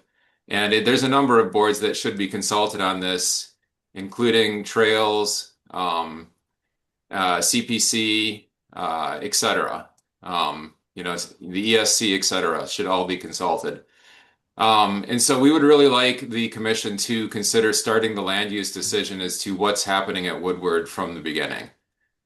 So that's our first main request. Our second request is, in the process of doing this, we would strongly request that you include as one of the possibilities for the land the agricultural usage that was envisioned when we purchased the land just 9 years ago. The CCF, the CPC, and town meeting all advocated strongly for using this land to help preserve our agricultural heritage. And that included primarily the grazing of animals.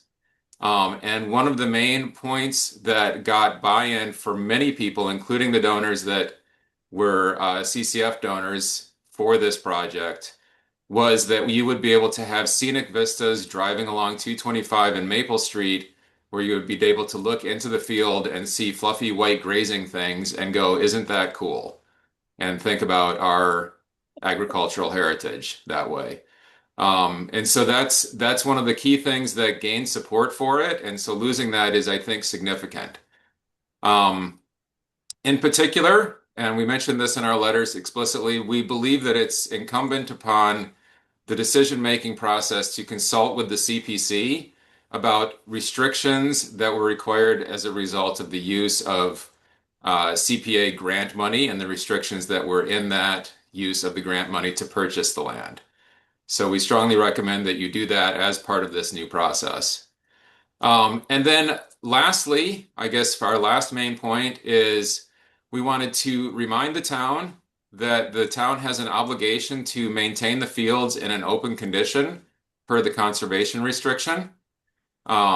We strongly believe that a combination of grazing and mowing is the best way to achieve maintaining the fields in an open condition. It also would achieve the scenic vistas, and the morass of invasives along the edge is also of significant concern. And it's necessary to correct those invasives to enable the scenic vistas as well as the traffic safety issues. So again, in light of, making this a town-wide, public input, we would strongly recommend consulting with the Traffic Safety Advisory Committee on things related to those invasives and anything else that could possibly be done along the boundary. The CR explicitly has 25 feet dedicated to, along Maple Street, dedicated to improving traffic safety. And so we just want to point out that that's a big thing. And it was also one of the big selling points because this is, I believe, the most dangerous intersection in Carlisle. So now, all of those 3 points said, I just want to be very clear that CCF does not in any way think that growing native plants is a bad thing. We strongly encourage growing native plants as well. But that was not the intended purchase or the intended purpose when we purchased as a town, when we purchased the Woodward property. We believe Conscom can make momentous decisions to change land use like this, even though the town purchased it for a different purpose. But we believe that a much more robust process is necessary to make such a land use, such a momentous land use decision. And in particular, we believe it's important to ask the townspeople what the townspeople want us to be doing here, right? And so it shouldn't just be a subgroup of people off doing something separate, is our belief.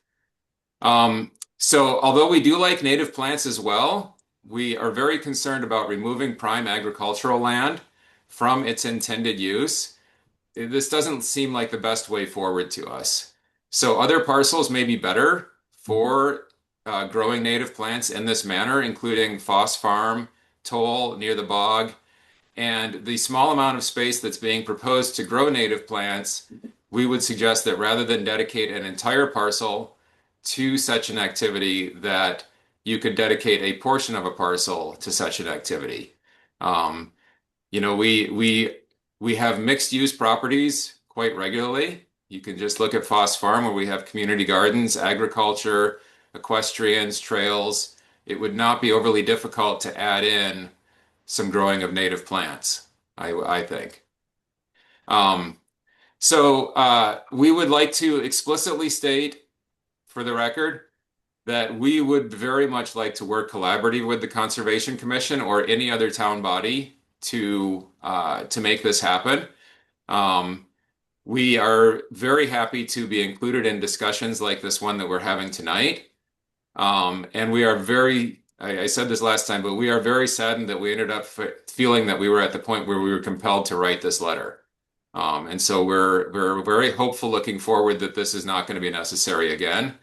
That said, we are concerned that sometimes discussions like this can end up being misrepresented or don't end up in the formal agreements that happen later.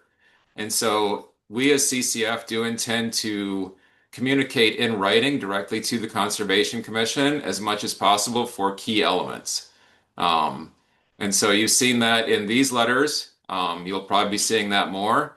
If you receive a letter from us that indicates, and if we put the letter on CCF letterhead and have our president sign it, that means the CCF board, as a board of 16 members, has voted to make this statement to the Conservation Commission. So whereas something like our conversation tonight, I can't speak for the entire board if we diverge from things that the board has told me to say, but when we send you a letter, that will be unambiguous that the entire board is speaking in this manner. Okay? So that's basically where I am. We would encourage the Conservation Commission to adopt similar written communication so that everyone, is on the same page. But you, of course, would have something that looks differently. So that's where we are. Questions, comments, and let's get started. Well, Chris, do you want to add anything to that summary? I don't have any disagreements. We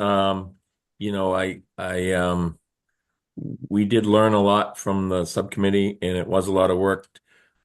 Putting, every one of those points was a heartfelt struggle to, and sometimes it became repetitive. So that was sort of the impetus of putting the summary together to make sure we got all the points. And, I'm happy to answer any of the questions that, I put in that summary. It doesn't have a lot of solutions. Unfortunately, we didn't make it that far to look for some solutions, but obviously one of the solutions is to start over, as Jonathan put it. So with no LSC to sort of deliberate on solutions, that may be the only obvious choice at this point. Well, clearly we're hoping that the LSC updates with the new charter and so on will allay some of your fears and make things much more public and be able to collect input from a wider range of people. So I'm not going to comment on that right now because that's the last item in our agenda. The LSC updates are next to the last on the agenda. So I'm hoping that what we come up with in that charter, with the Conservation Commission holding a lot more input to the process, that we can satisfy people's needs and be able to hopefully keep the agricultural community satisfied. But there may be some times when we want to make a change. So we just have to, present people with the rationale and so on and why, and try to get the buy-in. So that's the chairman's comments. Can I ask any other committee members that'd like to comment? So I think all the points that get at like the details, like how much land there, the Grow Native licenses, group is using, is there good sight lines? How are the invasives being managed? Those are all the details that come kind of after. I think the point that resonates the most with me, that makes me kind of lean towards we have to start over, is as a resident of this community, as a taxpayer, as someone who cares about these properties, and I wasn't there to donate or assist in this purchase, but if I was, I would be very disheartened and I'd have a sour taste in my mouth for the future to participate and support these kind of acquisitions or this kind of work if the intent for which I was working towards this acquisition of this property is now completely upended. And I see invasives and I don't see the vista the way I had intended. And I'm not sure that the decision to, from the town and from CCF would have been the same had it been seen that this is what the use of the property was going to be.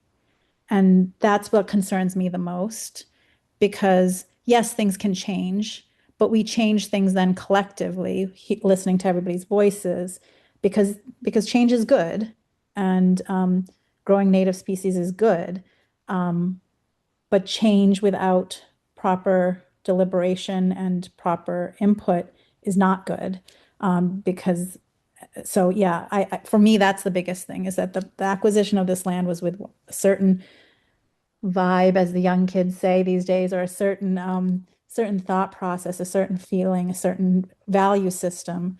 And I think that this agreement as it stands right now doesn't adhere to that.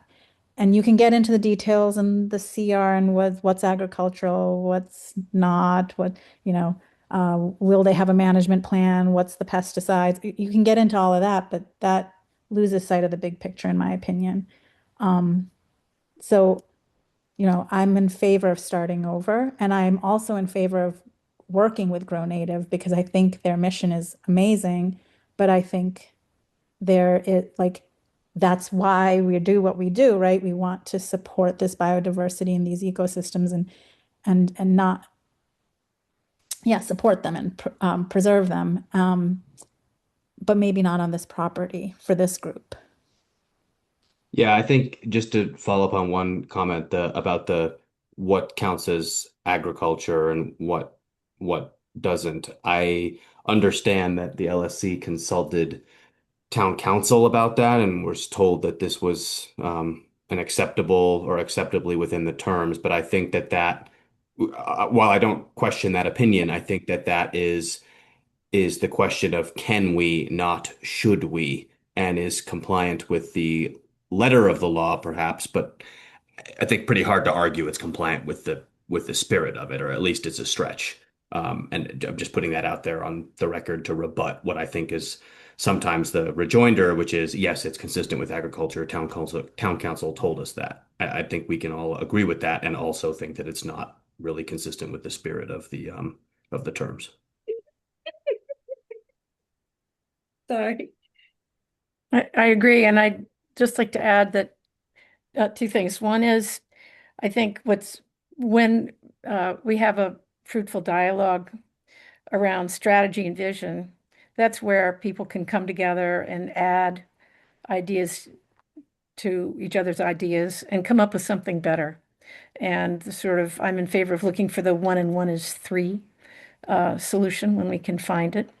An example of that might have been, but doesn't need to be at Woodward, because I'm not trying to solve that problem now, but might be something like the concept that it turns out grazing and mowing is a really kind of an essential adjunct to transforming meadows into native meadows. And without mowing and or grazing, you can't get there easily at all without literally stripping the whole thing. So, it's kind of short-sighted and unfortunate if, discussions around land use devolve into some kind of tug of war, because I think usually there's an opportunity to get to an even better place that satisfies everyone, most people anyway. So, unless it's, you're dealing with playing for fields versus, agriculture, I think you can usually get to a good place. And I think that's through an open dialogue with lots of intelligent voices from town. I'd like to find a piece of property for woodchucks, please, that I can take them to. You mean Melissa, thank you. No, that was a good comment. Any other comments from commissioners? George. I have a woodchuck for you, George, if you want. Well, I've caught 2 in the last couple of years. You're not allowed to trade. move them. Anyway, any other commissioners with comments on this right now? Well, I would just second what everyone has said. Well, that was too Get easy. out of it Come easy. on. So how do Megan, we, do you have, sorry, go ahead. I guess, I yeah, was just going to say that I attended a lot of the meetings, not all of them, but a lot of them while they were struggling with this. And it was, I personally, I think starting over would be a good idea. Well, I think that's the decision based upon Yeah. what's coming up in a later item for LSC. So Can I, so I also agree with that. Can I just ask, and forgive my ignorance, but what the process? procedural or legal issues do we have with the fact that the town has granted a license to an org, and I don't think legally it's as simple as saying never mind. But I admit Yeah. I'm not versed in exactly what the legal procedural situation is there. Yeah, what's the process moving forward? Oh, wise one. Oh, Is that a question? My Alex? understanding, my understanding is that with the license, right, it's not like a lease. So with the license and in the license agreement, I believe that there is a condition for termination of the license. I'll have to double check, but I believe that that is one of the conditions. So legally, I think it's fine. But I was also just going to add that the conversation that I had with Grow Native and the conversation that was had with Grow Native at our last meeting, I think it was on the 12th, they seemed pretty willing to work with us in kind of any way, either relocating or they also said, if you decide it doesn't work out, like that's fine, just let us know earlier than later. So they seem pretty willing to work with us, which is good. So I just kind of wanted to note that. But legally, I think I'll check the license right now, but I'm pretty sure there's a condition in it for termination. So if we move You to terminate the agreement, oh, sorry, just one sort of organizing my thoughts. So if we move to terminate the agreement, for this license, with Grow Native for this property, but then also at the same time invite them into a discussion at one of our meetings to discuss what other properties might alternatives. be alternatives. Specifically, I think they mentioned that Sandy area that Farmer Duffy is no longer using close to the bog as maybe a nice place for them, or others, but like have that conversation in an official meeting, so that they recognize our enthusiasm to work with them, because I don't want that to be lost. Yeah, I That's a strongly agree. good idea. Yeah. Megan, from your conversation with them, do they understand what's happened here? I mean, like actually understand, and like all the sort of political dynamics. Yes, I got on a call with Heather, who is, I believe, the executive director is her title, of Grow Native, and I literally walked her through the history of, this is Carlisle's like values of agriculture, and then the selling or the acquisition of the land, and then LSC permitting and us taking back authority, and CCF's letters. So they actually did get to read through CCF's letters. So I think even if they just read through that, they'd have a pretty clear understanding. But again, they seemed willing to work with us, and I asked if they were open to alternative locations in town, and they said yes. So Okay. Have That's they, fantastic. are they acquainted at all, or are they aware of the potential opportunity for the former, cornfield opposite, or what has been corn? Yeah, I opposite think the bog? I think he was there at he was after Farmer Duffy expressed that he does not want to use that property. I think the Grow Native representative, I forgot his name, who joined at the last meeting, did express that sounds like a really great place for us, and a better size too, a better And near footprint. water. Near Near water, water, yeah. I was going to say, and it's got pretty good truck access. Yeah. yeah, Very good so access. So my understanding is they're aware of that as an alternative, kind of informally, right? Like they were at the meeting and they heard us talking about it, but I haven't made any formal communication to them to propose alternatives, because I thought that should be done with the commission in a public meeting following this meeting. But just like generally, they seem in favor of working with us for alternatives. Well, Megan, I think we need to get the LSC to find and up and running because they're going to be part of that process. So let's make sure we can get that going and then open up to native. George, you've got people with hands up. You might want to. You're right. It looks like Alex is showing off his bald spot. Hey, Alex, how are you? Well, thanks for that, George. Well, I got one too. It's all right. I just wanted to address Nick's question, which was on the terms of the license. It's terminable at will on 30 days notice with or without cause.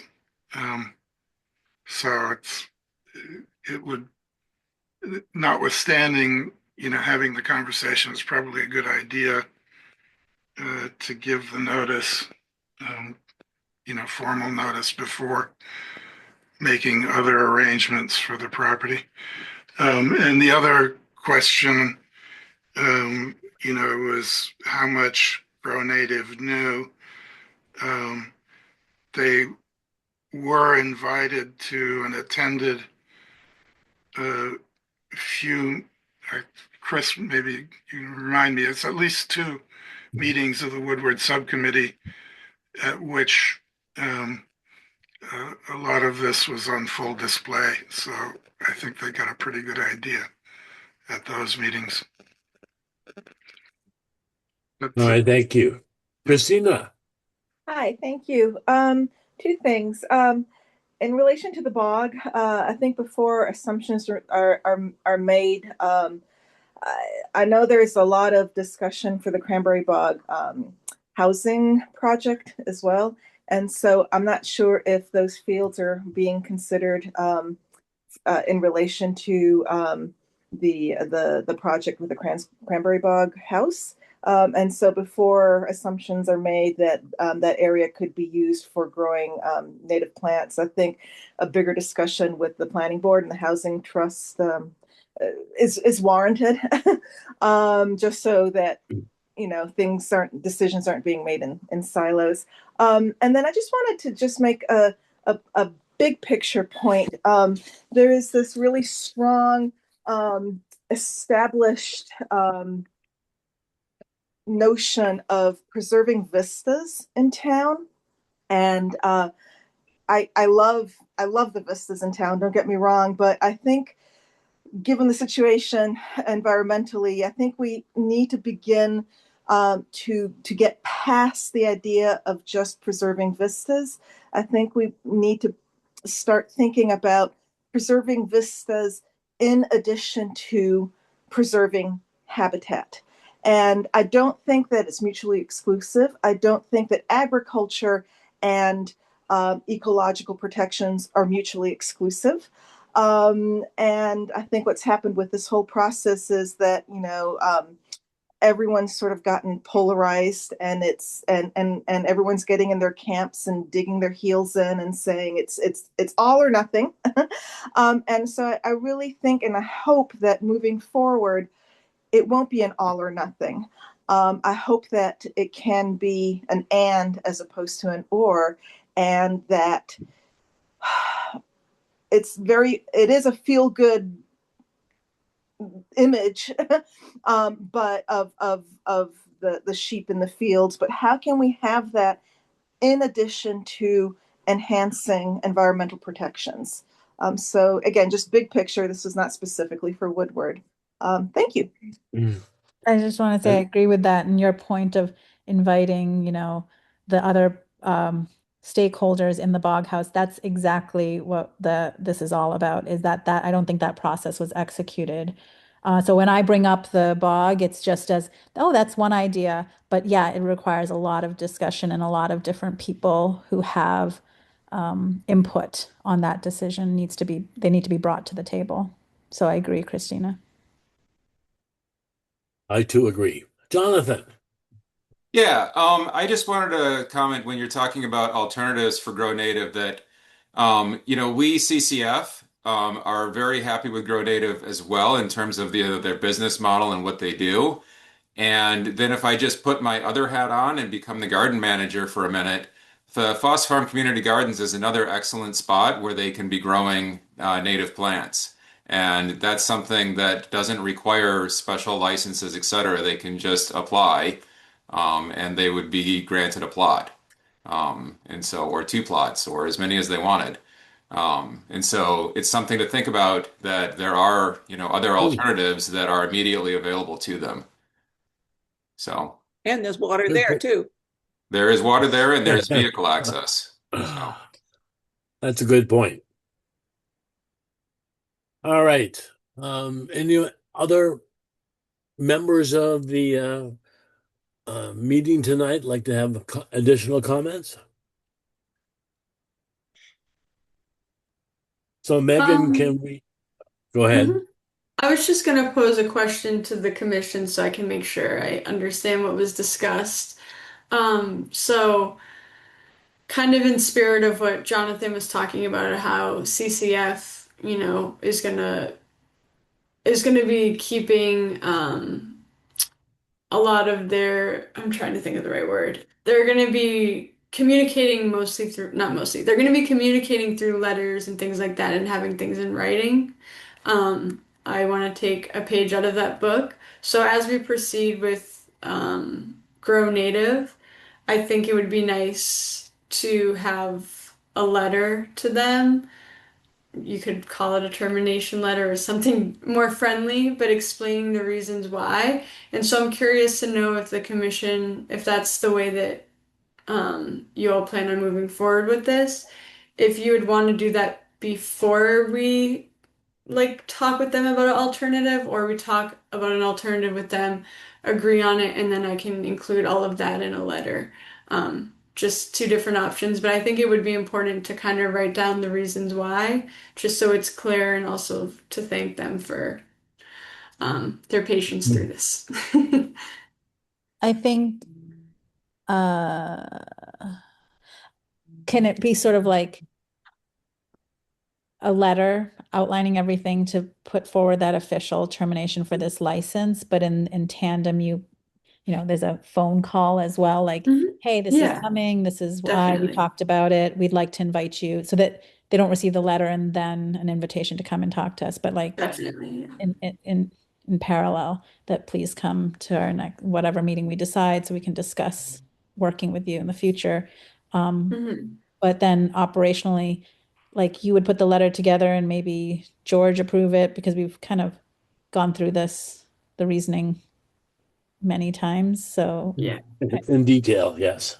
So I don't know that we need, I wouldn't want there to be a delay in this either. So bringing the letter back to us to vote on it, to then, I don't know what's the most kosher way of approaching this, but I feel like time is of the essence as well, because it's getting warmer slowly but surely, and we need to have a plan for this property as well. We need to get the LSC back up on its feet, and we need to take care of it. So Megan, why don't you and I work on getting a letter to Native, Grow Native. Grow Native. Thank you. I don't know why I'm blocking on that. Right. And I'm pretty good at trying to find ways to phrase things in a pleasant way. Say, here's what happened, and we really look forward to working with you, blah, blah, blah. And if there are specific points that maybe we'll come back to some commissioners with a little more detail to see if we can get them from them and get something going. And I'm certainly available to work with you right away if you'd like to tackle that first.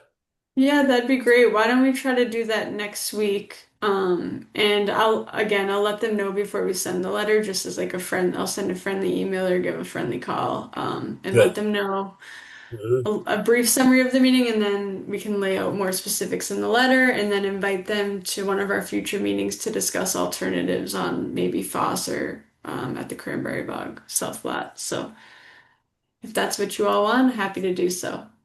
I think that makes sense. All right, it's time to move on. We're a little late for item number 7. discussion of specifications for a mower to be purchased for trail maintenance on conservation lands. So Megan, it sounds like you want us to select which mower we want to buy. I have a question. Did we want to vote on that? Or To vote to put together a letter, a maybe. letter? I think there should be a vote for the if you are deciding to terminate. I think that's- I move to terminate the license agreement as it stands currently between Grow Native and the town of, from the Conscom regarding the Woodward property, and for Megan and George to put together a letter communicating this termination and the reasoning behind it to Grow Native, as well as inviting them to come to a future meeting to discuss work on, collaborative work for the future. Second. Okay. Thank you, Nick. We'll take a roll call vote if you don't mind. Sylvia. Aye. I think You, Dan Navneet. has disappeared. Melissa. Aye. Nick. Aye. Navneet. Aye. The chair votes aye. The motion passes. Thank you. So trail maintenance. Did everybody look at the pictures of electronic and gas powered and? Yeah, so I think Eric is here on behalf of ESC. I know Christine is also here to present some options for an electric mower. And yeah, I'm hoping based on his comparisons and the information we have, then hopefully the commission can make a vote tonight for the specifications for what mower they would like to purchase. Yeah, Eric, thank you very much for what you presented to us. It was a very good comparison of the different alternatives. So would you like to do a quick summary of what you provided to us? Sure. And I appreciate the opportunity to do that. Megan, by any chance, I had an opportunity to update it with some very recent information from Richie and Clabber. Do you have that document? It was emailed this evening, or I could put it up as well. And mostly for the summary table at the end. If you don't mind pulling it up, I haven't looked at it yet. Sorry. All right. Well, I'll pull that up in just a second. But the subject of electrified equipment for the DPW has come up before. Christine and I have spent some time with Jim Hall, going over some of the different options and the strategies on how we might do this. Tonight, it's very specific for a mower that I understand that Conservation Commission has the opportunity to somehow facilitate the purchase of. And I've got a considerable background in internal combustion engines from a lot of different perspectives, but I also have, basic understanding of propulsion systems and so on and so forth, electrified or otherwise. So in the small little write-up that I prepared for you, I forgot in the very beginning, Eric Ballas, 105 Knoll Farm, which I think sometimes is required. So, most everyone would agree that electric mowers are quieter in general. They're not have the same kind of noise level. They're not very smelly, right? So they're very relatively clean. Blade noise is blade noise. You can't get away from that for whatever the cutting action is. When I talked to other users of it, and I had the opportunity to have a long conversation with a Concord DPW head, as well as the person in charge of the grounds at Tower Hill and a number of different trade publications that I've gone through, it's universally accepted that they are, considered a good option. They are well liked by the staff in general, and with the appropriately sized battery, they can run the entire workday. So given that, the downside, especially when they were first introduced, was the high first cost. It really was, an expensive purchase. But even in those early days, it became clear that the operating cost was significantly lower, and the total operating cost had a crossover point at something, around 2,500 operational hours. So I know today we're talking primarily first cost, but I did want to point out that electric mowers definitely have a lower operating cost.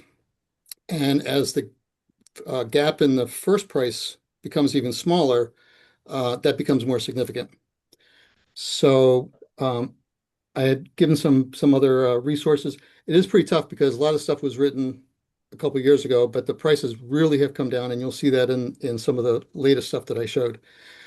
There was a base case quote for an internal combustion engine for a Scag mower. I believe by the time you put the discount on it and a few other things, it was just under 10K.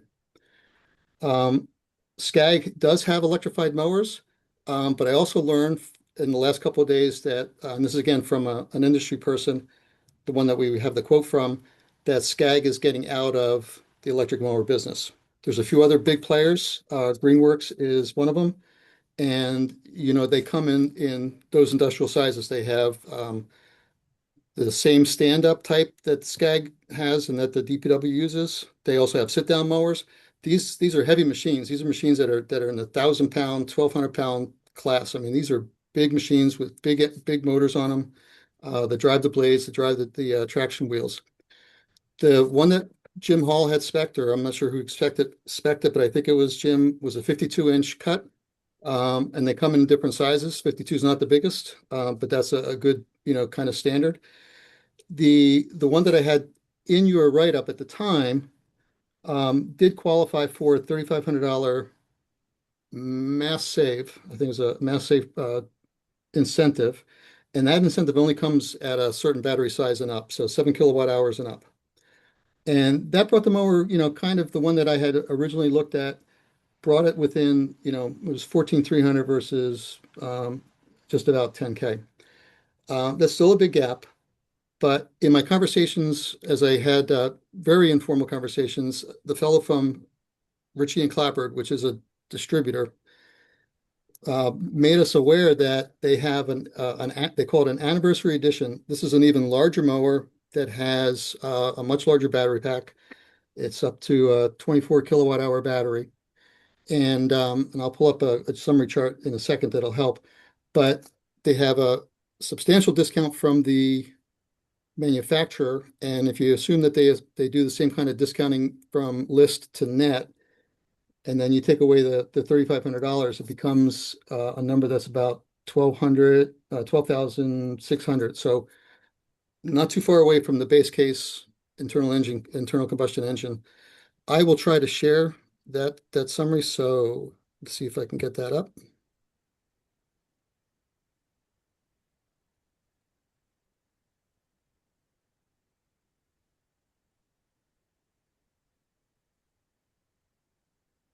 With any luck, my screen is coming up. Let me get that where I can see it.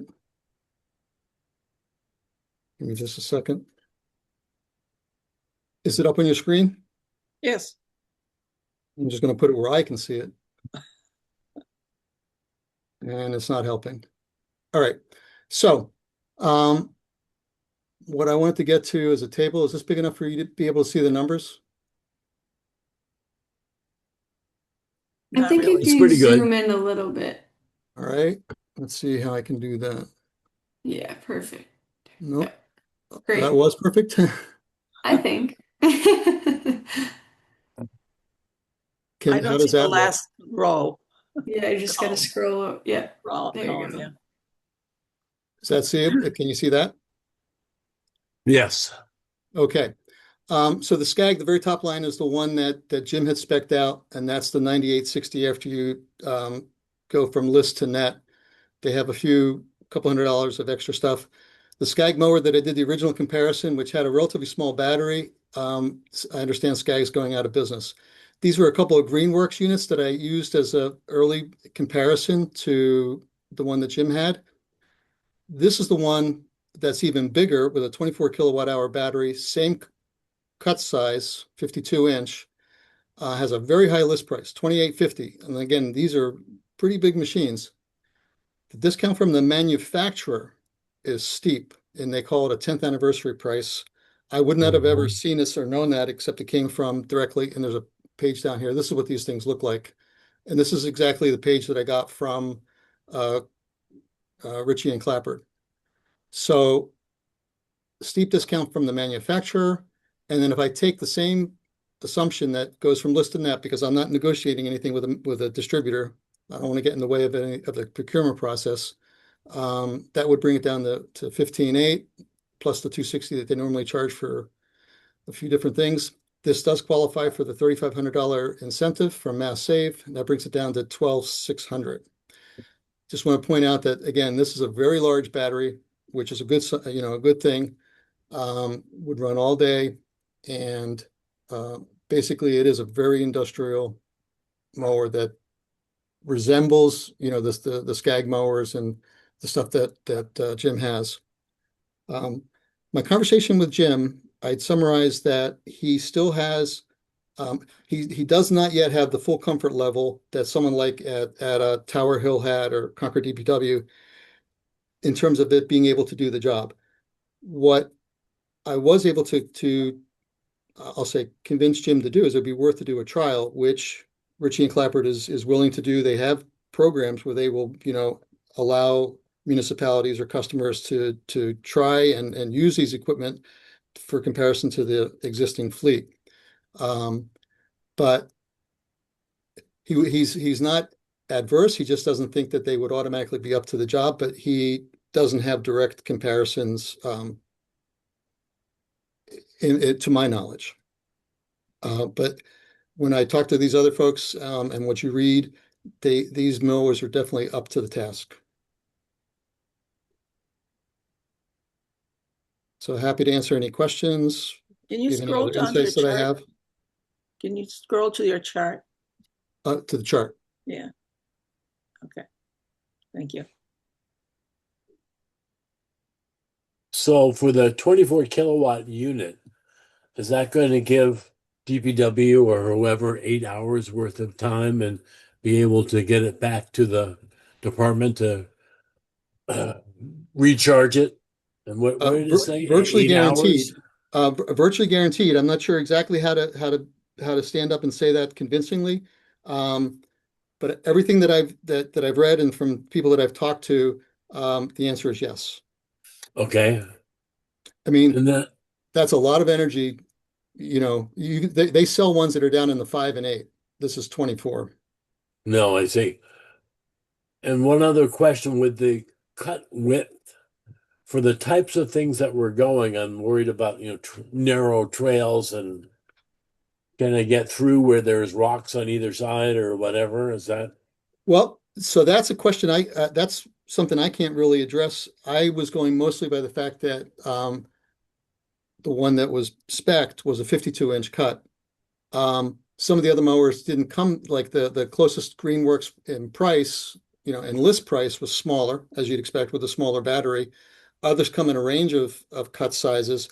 And I haven't, researched this to be able to tell you that this particular model comes in something other than a 52. This was the one that I was made aware of by the distributor. Okay. Well, there's still some questions to be had. Yeah. I can't even speculate, other than they definitely exist in smaller sizes, smaller cut widths. Eric, I was just wondering if maybe Steve Tobin can tell us what the optimum width for the mower deck would be, because we want to get through some tight spaces potentially. I don't know, maybe not. But we also don't want it, the person mowing to have to make like 4 passes in order to clear one trail, right? So I don't know. Yeah. 52 inches isn't that wide. I mean, it's only 4 feet, right? A little more. A little more 4 feet, yeah. I was out at Benfield this afternoon because I wanted to see how wide the trails were out there, and what they were about 52. And it was pretty comfortable. 2 people can walk side by side there. They get much more narrow. You start getting down to single file, and that starts wearing the trails out because everyone's going down in the same spot along with the bikes. Yep. So we need it wider. But we're talking about grassy fields, not. I don't.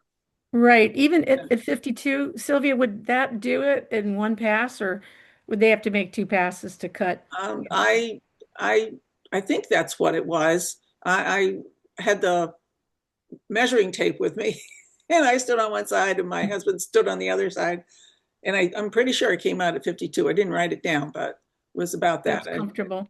So Yeah, Eric, I certainly didn't want to see the 32 because then you've got people walking single file and that just wears out the trails. I'm seeing that at Toll. well, in that case, you'd be doing mowing twice, every trail twice, right? Yes, yeah. You're not saving any money if people have to go around twice. Right. And Eric, why is Skag getting out of the electric mower business? My take on it, I don't have I didn't research that exactly, but my take on it is as, they first became available, they didn't want to potentially miss the market. There are other companies, other players that entered the market only in electric mowers. And given the competition and things like that, I think that Skag just didn't have and didn't put in enough of the initial work to be able to compete with companies that solely do electric mowers. So Skag is well established with internal combustion engines. They make really good stuff. They're used by a lot of professionals. It's a name you hear a lot. But I think, as they entered the market, they weren't able to keep up with companies that specialized in just electric mowers. Do we have any, have we looked at not references, well, maybe they're references, other towns but like reviews and stuff on Greenworks, are people happy with them? That's one I didn't do. I do know that when I did talk to the Concord DPW and I didn't write down the name of the entity that they bought from, but it was purchased by another company. And in that transfer, there was lots of warranty related issues. So that's the only thing that came up in the conversations that I had with other municipal or commercial users. But that had to do with a takeover of one manufacturer by a larger manufacturer. And they eventually worked it out, is what he said. But it was a hiccup that he didn't expect, that the purchasing entity did not honor to the original warranties from the original company that they purchased. Eric, I missed it. You had mentioned a possible demo or a trial of for our DPW guys to test it out. Is that so? How quickly could something like that be? I don't have an answer for that. I didn't pursue that. I mean, but it is something that they offered. It's actually on their website that they offer it. And I did talk to Jim about it, and that's something he would, certainly value the opportunity to do. And, but I couldn't answer the rest of I don't know how quickly they can do that. I think that I would hate for this to be purchased, and, everything about this sounds great. And no, not a but. And actually the price is after the 10th anniversary discount and all that, it seems pretty doable. I just want to make sure that it actually works for us. I can't see why it wouldn't, but having a test run executed, I think would be great. I just, again, time is of the essence too. So how quickly could we do that? That's just my thought. Yeah. And to the extent I can continue to help, I will. It's definitely have a good relationship with Jim, work together with him on other things. So I'd be happy to stay attached to that and help make that or help push that along. I had a couple of questions too. Go ahead. One was, does he have the setup there for charging? You need a 220 volt outlet. Yeah. And I'm sure he has it at the DPW. Okay. And the other is somewhat related. I like the idea of the battery or powered one. A few years ago, we went through a procedure to come up with a regulation on conservation land called other power-driven mobility devices for allowing handicapped accessibility for people who needed devices like that, or power-driven devices, to use our trails on our conservation land, and they need to be quiet.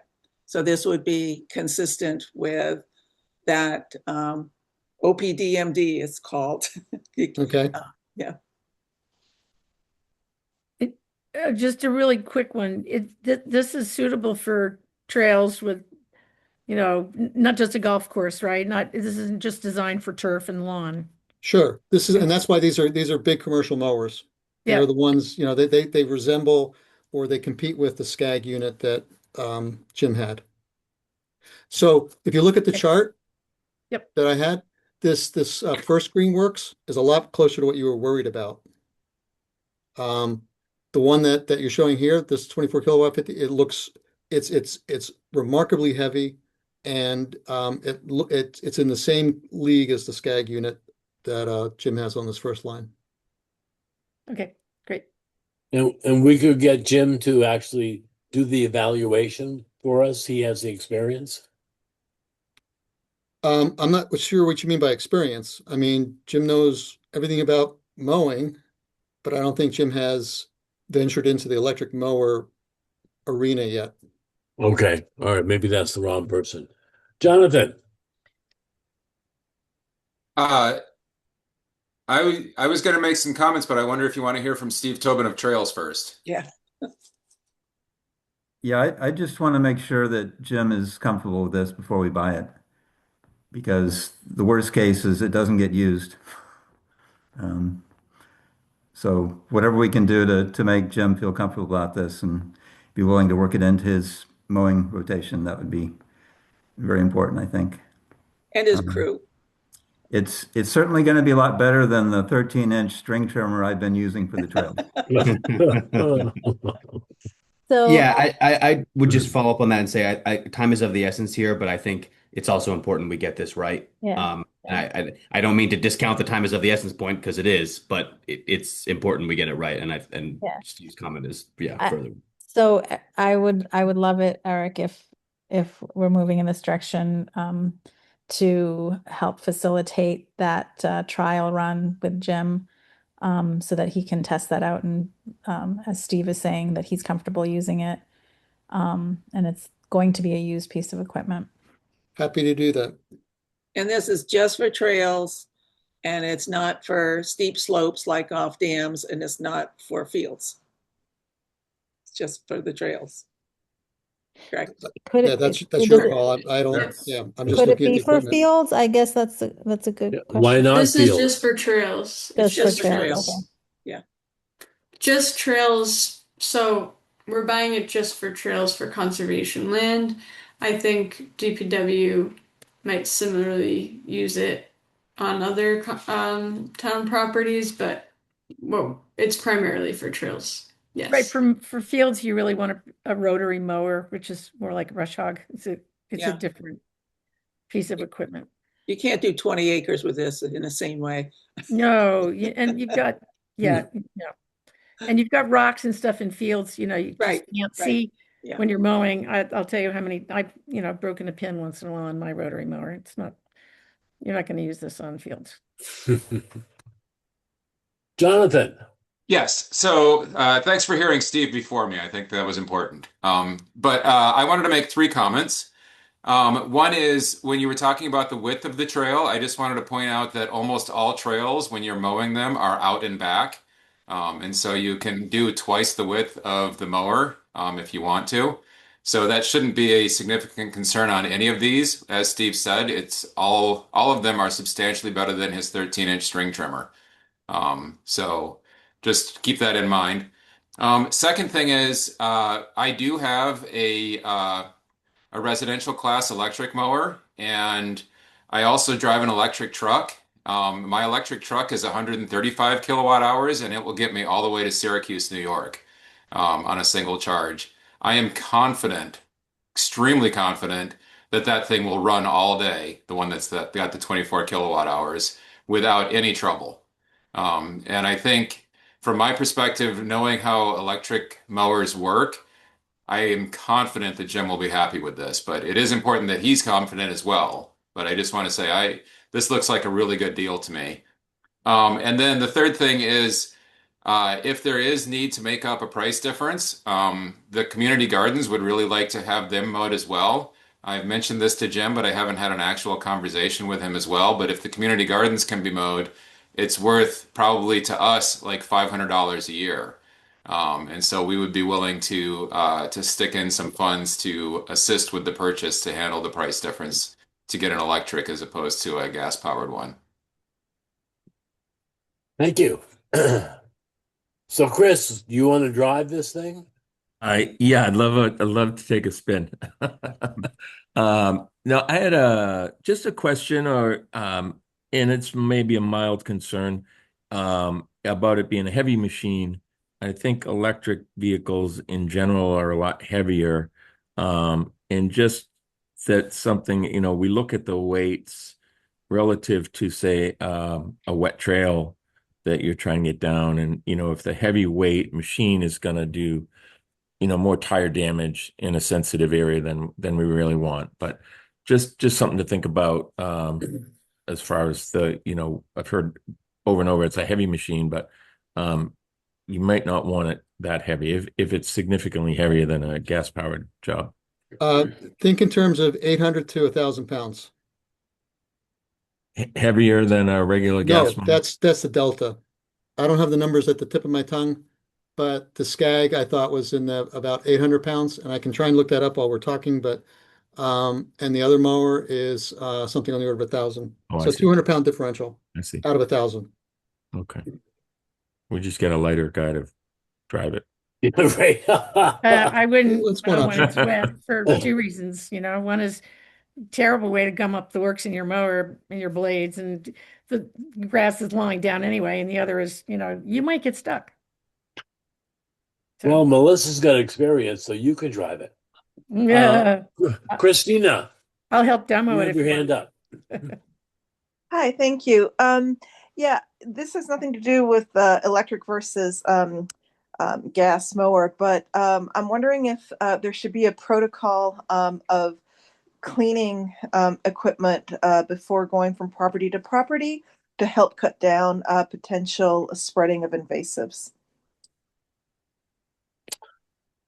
Yeah, I can discuss that with Jim and figure out what's practical for the workers when they're using it. If that's helpful. Unless you would like a formalized protocol, then I can put that on an agenda in the future. I'm just putting it out there just as something to consider. And on the DPW side, where the rinsed off water actually ends up, because I know that there's some wetlands there. So if we're actually rinsing the equipment off at the DPW and it's not captured or filtered or whatever, we might end up spreading a lot of invasives there as well. So it's just stuff to consider. Steve, And then I have a question for Steve, and please pardon my ignorance because I don't know clearly enough about mowing as others on this call do. What protocol did you use when mowing trails and cleaning equipment? When I'm doing town land, I'm basically not doing anything. When I'm mowing trails at Great Meadows, they have a big brush mower over there, and they require me to blow it off with a leaf blower after each time I use it. So we could do a similar thing, I think, with this one. That is what I do when I mow the trails in the community gardens, is I blow it off with a leaf blower before going to the next property or bringing it home. Yeah, do it on site. Yep. Yep. One last question for me. Does DPW have a trailer to be able to move this thing around? I presume they do. I assume they do, but I wouldn't know the answer definitively. I'm Right, sure they have mowers today that Yeah. they have, mowers today that they have to move around. So Right, but this is pretty wide, so well, actually, you said they have a Skag that's yeah, they 52. have similar mowers already. Okay. Shouldn't be a problem. Any other So- comments from? Well, go ahead, Megan. I was just going to try to summarize a little bit. So it seems to me that the commission is interested in the electric mower, but it sounds to me that ideally a trial would be done first to make sure that Jim is comfortable with the equipment, since DPW will be the ones that are utilizing the mower. So that's one thing, but kind of in parallel to that, we know that time is of the essence here. And I guess I'd like to ask Steve if, in your opinion, if this was continued further, do you think that would delay the maintenance of the trails now that spring is approaching? Yeah, I guess it depends on what the delivery time is on the equipment. Yeah. I generally don't start mowing anything before May. Okay. So there's, 5, 6 weeks at least before he'd probably start mowing. Judging So from what do I we- saw Do we know what the out at lead time? Benfield.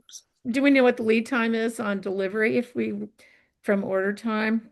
I don't. What I do know though is that at above, I'm not fully versed on this, but at some dollar level, competitive bidding is required, but I don't know how much that adds to the timetable. Ah, Hmm. procurement Okay. question. Right. So, yeah, so we may need to move on this pretty fast. Is it possible for us to kind of vote to support just contingent on, the details being vetted? Actually, sorry, one thought. Concord has this same mower. I don't know they have the same model. Okay.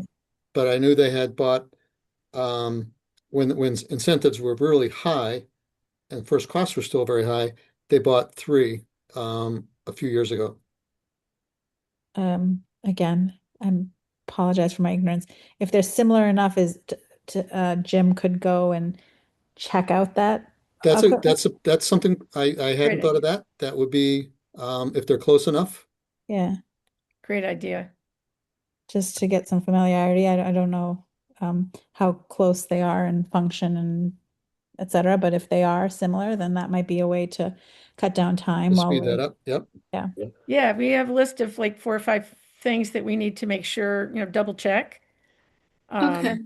We should just work down those really expeditiously, I think, and So do I Okay. hear that the commission would recommend the 24 kilowatt 52-inch Greenworks mower? Yes, I think I would support that purchase contingent upon Jim and our DPW crew being comfortable with that equipment. So possibly through a field trip to Concord to check out other models and then also to go through a proper procurement process.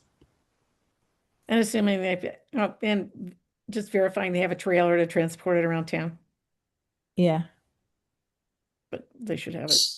So is this something, sorry, I'm just trying to understand. So is this something you want to vote on tonight, or should we just continue it to April 9th and I can collect the kind of procurement threshold data and see, if it makes a difference, if we have to do more procurement, and then also in parallel, Eric and I can work with Jim and see if there's some kind of trial we can do in the meantime, or if we can coordinate with Concord. I guess my question, Megan, is if we vote to purchase it or go through that process of procurement, what if Jim says, "Oh no, I can't use this piece of equipment"? Like, Yeah, that's why I was thinking I feel like I don't want to continue this again, but I I feel know. like we might have to just because I don't want to rush it and have a vote made that doesn't, make sense if we don't have all of our findings yet. Can we vote contingent upon Jim's sort of green light on this piece of equipment? Recommendation, yeah. Yeah. And then if not, then we come back and to the Okay. drawing board. and then we get there. Okay. Then we'll get And a Steve to reasonable delivery continue. time. Yeah. That's another thing, right? Because if it's going to be like 6 month delivery time, Yeah. we'll have to look at other options. Okay. That's a good point, Melissa. Or Steve goes out there with the string more a few more times. I was going to comment that I can step in and do 1 or 2 mowings, but Steve did every year for the last, I don't know how many years, was just really impressive. And I could not sign up for an entire year of mowing, but I could do a few. One other question, can you lease one of these things? Did not explore that. Don't know. Can't hurt to ask. That's right. Probably wouldn't be subject to all these discounts. Depends on how the lease is written, sure. Yeah. That's Yeah. Right. I think All we need right. the equipment. Yeah. So Megan, are we all set as far as item 7 goes? Yeah, I think so. I'll look into procurement, delivery charge, if we can lease it, if there's a trial or demo we can do. Make sure the Delivery- prices that are reflected are accurate. Delivery time frame was, Yep. yeah, Oh yeah, I wrote charge, sorry, delivery time frame. that's right. Delivery charge probably too, actually. that's wrapped up. They had that in the Oh, it is? that's in Okay. the miscellaneous. I just carried the same with the SCAG. Okay, great. Okay. Happy to continue to help, so I'll work with Megan. Thank you, Eric. Thank you, Eric. Yes. Thanks for the work. Yep, happy to help. It's great. Thanks. Moving on to the next item, number 8. We're a half hour late, sorry. Let's see, I'm just pulling up my copy of draft 3. Yes. Oh, that's going to be item 9, sorry. So this is public hearing and public input discussion and adoption of revisions to the Land Stewardship Committee Charter, which was continued from 19 March. And Megan, thank you for taking that long effort that you put in trying to corral all the comments that came out last time. I really like the document. I'm sure there are minor edits that I would recommend, but in general, I think you did an excellent job. Thank you. Yeah, I tried to encompass what was discussed, but you know, I'm not going to take it personally if there's still some edits that need to be made. I'm sure there will be, so. Do we open the hearing? So I think we never closed it, so I don't know if we have to open it, right? We continued. Yeah. I think George just did when he Yeah, read just that. He reading mentioned it. it. He mentioned it. Okay. Yeah. But we will have to close it if we Yeah. finish, so it is a good point. So the recommendation is that I close it now and reopen it? No. Okay, good. No. Only if we come to a finalization we can close it. Okay, later. All right. So Megan, what's the best way to proceed? You've got specific comments that are highlighted in here. I think there are like 4 of them. Do you want to attack those first and then look for additional comments from conservation members? Sure. So the first one I have, so everything I incorporated in here was discussed at the meeting and decided upon by the commission, but then just going through it, I had a few more comments. So for this one, up to 10 associate members who should be non-voting, it was recommended to me to have less than 10, because, you know, if you have 7 voting members and 10 associate members, that's 17 members, and the discussion, you know, it's just a lot of people. So for instance, the Council on Aging has a committee that has associate members, and, you know, there was pros and cons to having associate members. But I just wanted to make the commission aware that one of the cons is when you have more people in the room, you know, sometimes it can be a little less efficient and sometimes burdensome. You know, one of the pros is that more opinions mean More time. that in some ways you can get more perspectives and be productive. So it's kind of a trade-off, but just something I wasn't sure if the commission had considered before, so I just wanted to bring it up.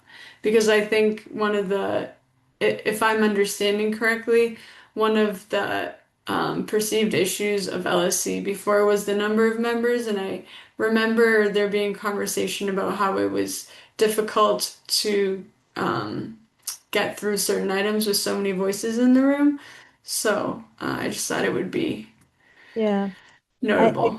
I think the number 10 came from this also feeling slash point that there's so many parcels and they need a lot of help to observe, gather data, etc.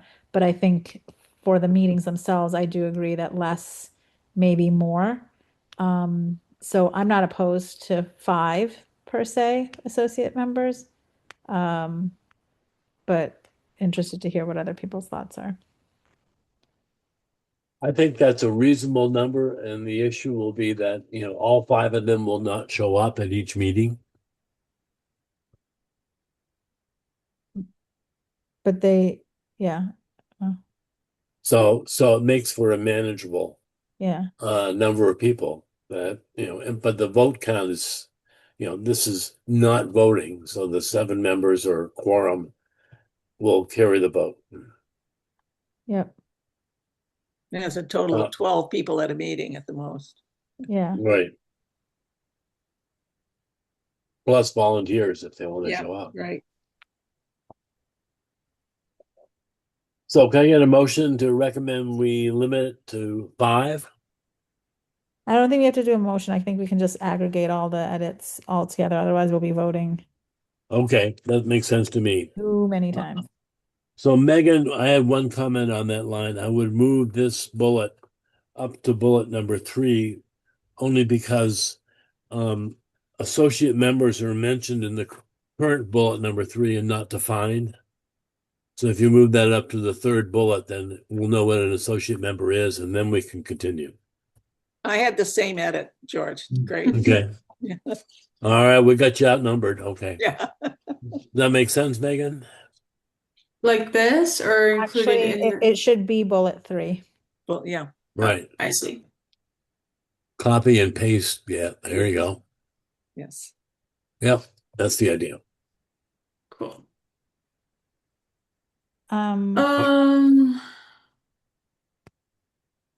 Okay, yeah, and then in terms of unlimited number of non-voting Friends of LSC volunteers who are not required to attend meetings but may assist with conservation land stewardship tasks as directed and supervised by LSC. So this kind of went to one of the comments that Jonathan had made at the last meeting, kind of following suit with what the Trails Committee protocol is, where you have volunteers working under the supervision of someone who's actually on the committee. And I talked to Gretchen Gallimore about this in terms of liability insurance, and she, similarly to Jonathan's point, strongly recommended that any volunteers kind of be supervised. And then I was thinking about it and thinking, yeah, not only does that make sense in terms of insurance and liability, but also I think it ensures that whatever's agreed upon as like a land management strategy for a certain portion of a conservation land, if you're being supervised by someone from that committee, then you can ensure that the work's being done properly. Not saying like people are just out here like wildly cutting trees or anything like that, but it, you know, it's just another layer of procedure and assurance, really. Well, it's So I important just from a added that liability to this. aspect. So yes, Yeah. I agree. I agree. And it's also important that what they're doing is approved as Exactly, well, yeah. and not just out there doing what they want to do. And I was going to add after LSC and CCC and or CCC to that bullet after LSC. I think and or. Mhm. Oops. Well, you know, one is sufficient, right? Yeah. I like having LSC because they're the ones that are recommending the tasks. And Usually, but there could be a situation in which it would be a CCC thing. So should it just be or, not and/or? yeah, I think Yeah, so. okay. Okay. Oh, I see what you're saying. Yeah. Okay. And then,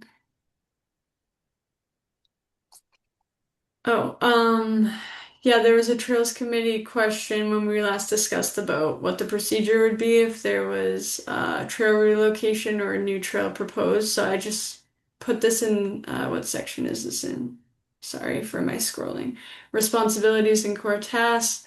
I put it under that section. Engage in informal collaboration with the Trails Committee when trail relocation or new trails are proposed. The LSC may provide recommendations to the CCC, but final approval rests with the CCC. I think that was discussed towards the end of the meeting, so hopefully I encompassed it correctly, but let me know if you think differently. That looks good to me. I think it's fine too. Yep. Okay. And then this is just another note about the liability aspect. Provide oversight of such activities to ensure compliance with land management decisions voted by LSC and Conscom.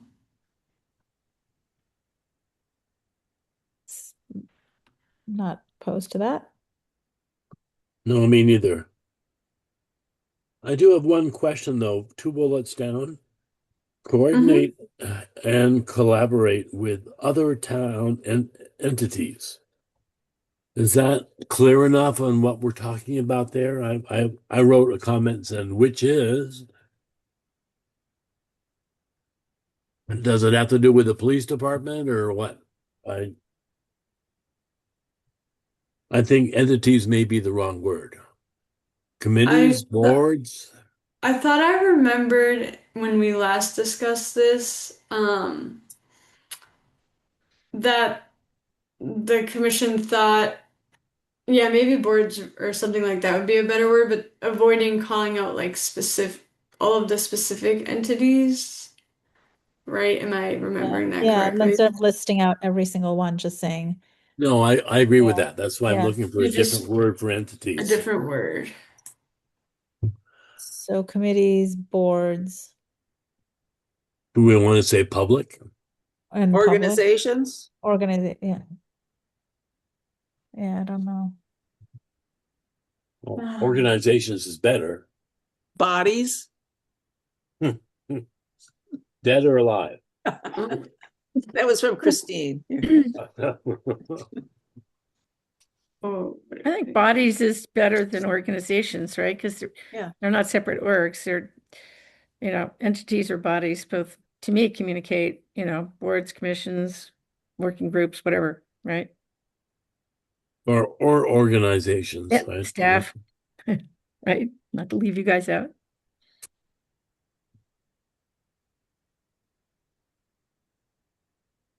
So I think those we have to are go back to the the guiding principles. I think Jonathan had submitted a comment about that sentence. Yes. Jonathan, you can let me know if I'm not summarizing this correctly, but the way the sentence is structured right now, it outlines maybe like a hierarchy of what's more important than other goals for the LSC, making promotion of biodiversity and protection of ecosystems sort of superseding and more important than these other goals and values. I personally, I read it so many times. I put it down, I read it again to try to I don't read it that way, but I think I don't read it that way because I'm not coming with the lens of that one is more important than the other. But I do see how someone who does have more vested in one, one side of the equation than the other, it does, I can see how then it sets up for that tug of war that we're trying to avoid, that it's not, as Christina says, it's not, these are things are not mutually exclusive of each other. We can work on these things together. So I'm not opposed to restructuring the sentence so that it does feel like everything's on an equal playing field. But I do think that you come to that sentence with what you already think, right? And then you put that hierarchical structure then can come out. You can take a hierarchy out of, I'm not expressing myself well. You can perceive this or see this as one is more important than the other if that is how you're coming to the table and coming to this sentence. Right. So I would just recommend taking the concept of ecosystem protection and biodiversity and adding it to the set of resources in the following sentence.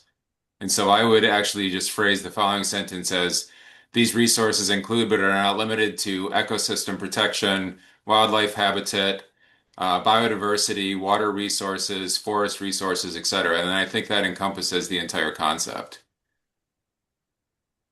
And then I just like remove the that. while clause. Yeah, I think that's a clean way to do it. Yes. What did I just do? 1 second.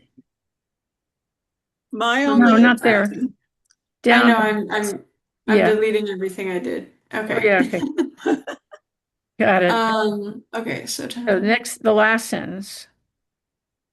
These resources include but are not limited to wildlife habitat, water resources, forest resources, scenic specific trails. Right. I would actually add ecosystems to the very beginning. So it's like ecosystems, comma, wildlife habitat. And then biodiversity also near the front, like right before water resources. I think it kind of fits nicely in there. Yep. And then just remove the while clause. Yep. And then I think it works really well. Well, I had some thoughts about, I remember from grade school that when you're defining something, you don't define it with the same words that you're trying to define. So I was trying to figure out some other word for resources after water and after forest. And the only thing I could come up with offhand was say water quality. But that doesn't quite work. And the other one would be forest lands. Instead of water resources, you could do wetlands, I guess. Yeah, wetlands. Yeah. But forests or forested lands. Or yeah, forests. That's just wetlands, forests. Too many resource words. Yeah, I agree. Yeah. Just forests. Yeah, would do it. Oh, just forests? Okay. Forests. Do we need forest lands? I don't know. Plural. No, it doesn't matter. Just forests. Forests, no. And do you want to comma after trails? Since we're doing the Oxford comma elsewhere. Oh, you mean the Harvard comma? There we go. Is that the Harvard comma? I thought it was the Harvard comma. Oh, sorry. Ah, George. Showing my colors. Yes.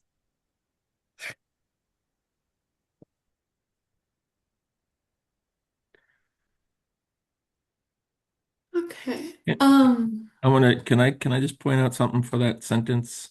Sure, This go is ahead. Chris again. Yeah. So, you put a lot of sort of these other resources in that first sentence, and I'm not sure if anybody from the ag comments here, but when they read the second sentence, agriculture has been sort of dropped. So I wasn't sure if you wanted to put something on agricultural. Again, I mean, it's already in the paragraph. Well, yeah, it's in the above paragraph, but we're sort of repeating a lot of things. We are, you're right. What if we Um, change it to ecological resources include, but are not limited to wildlife habitat, wetlands, forests? Agriculture. I mean, yeah, Well, the first all right. sentence includes natural resources, right? Yeah, it does. Yeah, it includes you know, everything. I don't know if maybe in that first sentence values would be better but natural resources sounds like you're sort of exploiting the natural resources out of the conservation lands, but anyway, there's a lot of repetitive things in that second sentence that, the one thing that you're not repeating is agricultural stuff. So what about natural resources include, which further defines, enhance the natural first word? But historic Well, that's true, but historic structures and trails. Yeah, I don't know if it. well, we already list historic. Yeah. Mm-hmm. So what's the purpose of the last sentence? The second sentence is to elaborate the word natural, no? Except for that we throw in historic again and trails again, which is missing from the first list. We have cultural already in the first list. So what if we add trails, recreational trails and cultural resources, and then natural resources include but are not limited to wildlife habitat, forests, wetlands. Scenic vistas. And then, because we have scenic, we have historic, we have cultural. So couldn't we just add? Could I suggest the overarching goal of the LSC is to assist in the stewardship of town-owned conservation land in order to protect, maintain, and enhance the natural, scenic, historic, agriculture and grazing, ecosystems and biodiversity, public use, recreational and cultural resources of these parcels. These resources include, but are not limited to, wildlife habitat, wetlands, forests, scenic vistas, historic structures, trails, and related cultural values. That puts ecosystem, biodiversity sort of in line with everything else, and then it kind of defines the resources that we're talking about. The specific natural resources. I don't know. Don't you think the two sentences kind of do the same thing? They do, but I think that came from trying to define. What was it? There was something. It was something that Christina had said because it was lacking in the initial. I'm now blanking. Can It's I lacking speak? in the initial. Christina's got her hand up. Yeah. Hi, thanks. Yeah. So again, the point was that this is conservation land as opposed to municipal land as defined separate from conservation land or recreation land. And so it was lacking the whole concept of ecological protection the way it was originally done. And so I think having ecosystems and biodiversity added in the middle of that first sentence is then putting emphasis on other aspects before the fact that this is conservation land that we're speaking about. We can put it in the beginning. That's fine. We're just trying to say which sentence and are these sentences both needed and how to not be redundant.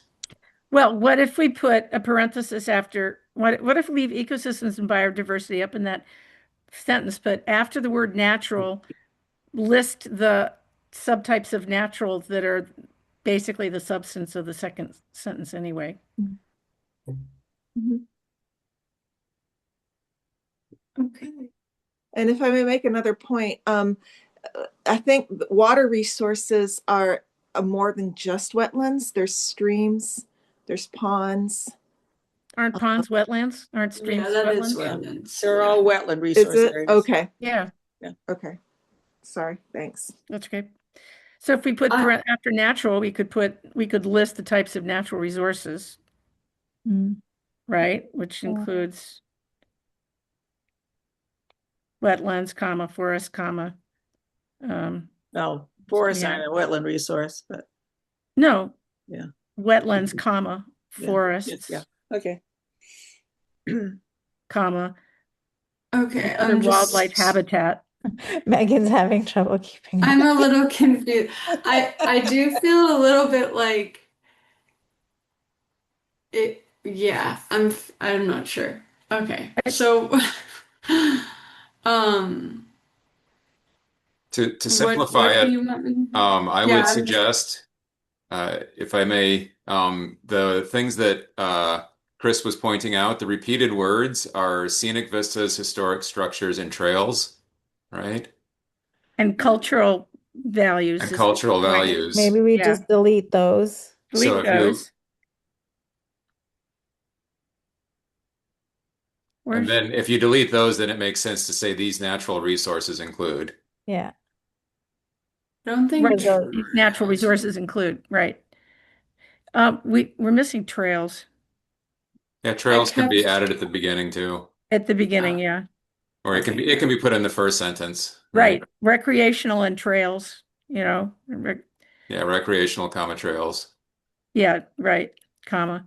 and then put ecosystems and biodiversity in that first sentence. Right. Oh, you want that in the first sentence? Yes. Yeah. Got it. Okay, then I will. Yeah, go ahead and put that at the beginning. Yeah, that's fine. In his natural. Yeah, instead Yeah, of right after natural, you could natural just say comma ecological. ecosystems, comma biodiversity. You could just Yeah. drop natural and just call it ecosystems Ecosystems, exactly. Yeah. and biodiversity, right? Yep. Ecosystem and biodiversity, comma scenic instead of, yeah. Okay, I'm going to read it once out loud because I had undiagnosed dyslexia when I was younger.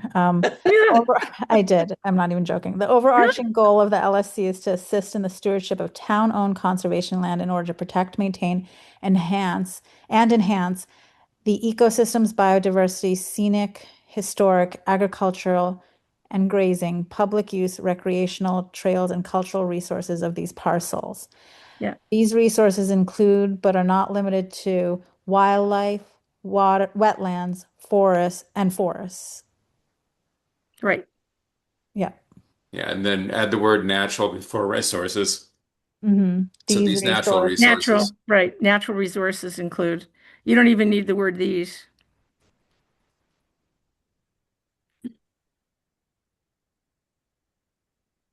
Sorry, I'm just gonna accept all these now so that Oh, good it idea. doesn't- Then we can. it doesn't yeah. look so crazy. It's hard to read it. Yeah. Okay. All right. Let's try that. Okay. See what it says. In that list, do we not have a mix of nouns and adjectives? Yeah, we do. We can fix that next. Protect ecosystems and biodiversity, but then it transitions to adjectives. All right.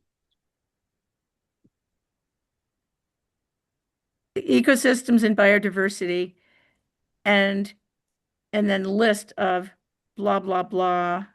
Usage or something. Those adjectives can modify use or resources, but they need to be tied to those nouns. It could be enhance. Okay, so you could do maintain and enhance the ecosystems and biodiversity, semicolon, and scenic, historic, agriculture and grazing, public use, recreational trails, and cultural resources of these parcels. Would that work? Yeah. You have two lists, right? Yeah. And the second one, two nouns, and then the second one is a noun modified by a bunch of adjectives before. Exactly. Yeah. Yeah. Yeah, I think that works. Although trails is kind of a noun, but Trails is a noun, yeah. But trail, delete delete yes. trail, and then it's trail resources. That's fine. Trail, yeah, and cultural resources. Oh, much better. Great. How's that? What do you think, Ninmi? Does that retain the spirit? That does. I'm so I glad like there's writing people in this group. Thank you, Nick. I wasn't going to say anything because I thought, oh, I'm going to sound like such a nitpicker. No, this is great. But I was bugging me too. Can we go to the paragraph above? Huh? Can we go to the paragraph above? And where it says, and signage, which is overseen by the Trails Committee, put before that trail signage. Just add the word trail signage. Well, it says excluding trail maintenance, construction, and signage. Yeah, I thought that was I think all it's clear. trail. Oh, Yeah. excluding trail maintenance, construction, and signage, which is overseen by the Trails Committee. Yeah, So it's trail maintenance, trail construction, and trail signage. trail signage. Yeah, it's all under the word trail, I think. Me too. Because we don't want them, the Trails Committee doesn't put up, say, conservation land signs. Yeah, I think the word trail before maintenance is with Okay, each of that's those enough. activities, yeah. I think so, because it's clear that we're not giving them all construction. Maybe we should. Okay. Are we done? I was, we could be. I was just gonna point out one of the items that was kind of discussed. Here it is. At the last meeting was just about communication with CR holders. So I included that in a few spots down here. I just wanted to highlight that since that was a concern that was made by CCF at the last meeting. I think that's Yeah. Here. fine.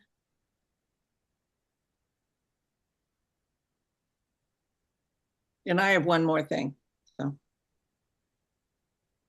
Go for it. okay.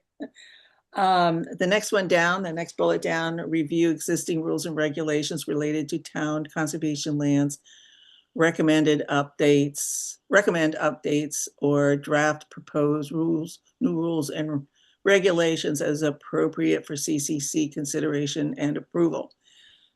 It needs to be made clear that if you create new rules and regulations for conservation land, it needs to go through a public hearing process. You don't just do it. And this is a way of making sure that what you're saying above there, that we bring in the public on this, that it's that you're including them. For CCC consideration and approval through a public hearing process. Yes, yes. Through a public hearing, it doesn't, not even process, just public hearing. And also new management plans, not baseline assessments, but management plans, they also need a public hearing. But I'm not sure that's in there.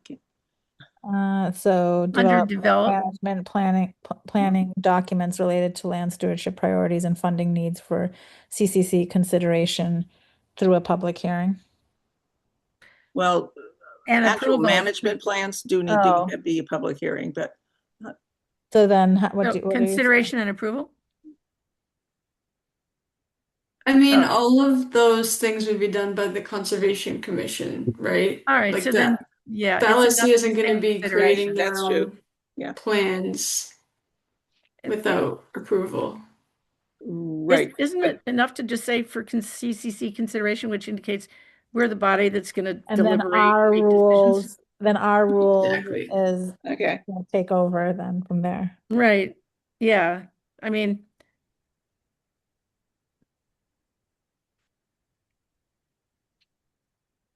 I'm fine with leaving it that way with that thought. Yeah, me too. This is for the LSC. Do you want to have something in there that indicates that the Land Stewardship Committee only is responsible for work on town-owned conservation lands, not other lands in town that are open to the public but belong to other entities and organizations? Has something to do with does it coverage. start with the town of Carlisle owns? Yeah.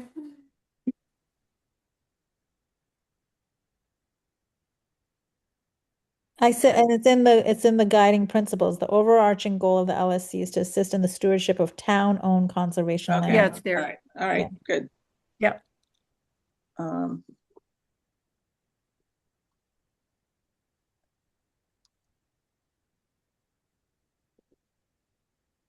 Any other recommendations? I saw something, but it may have gotten taken care of. It was the word organizations again. No.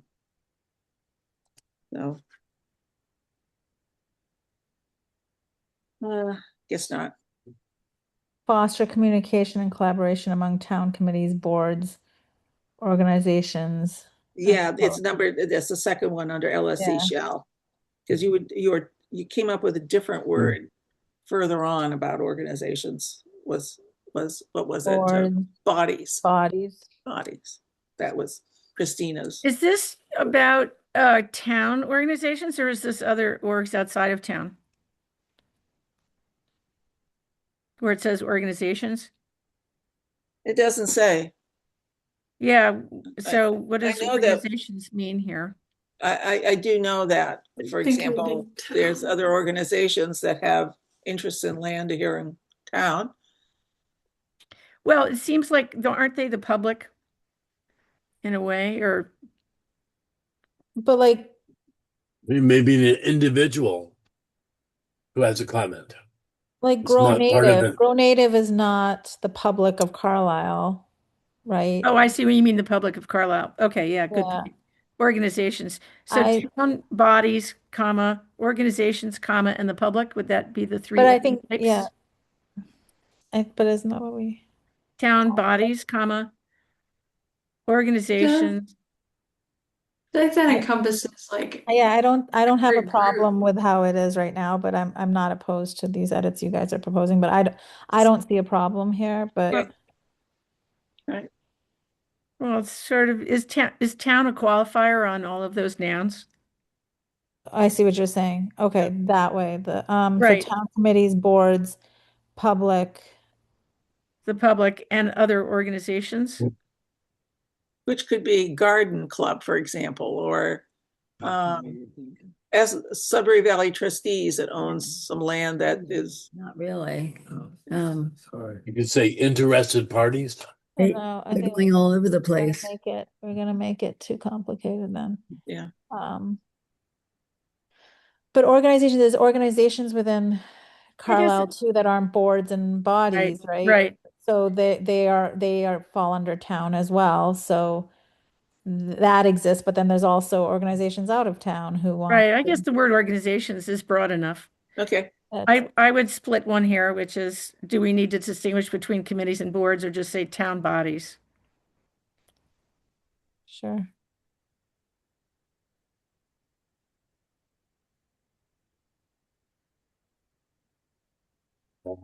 I like the old one. Yeah, me too. All right, and fine. I'm not going to fight over that. But in that case, I think, No.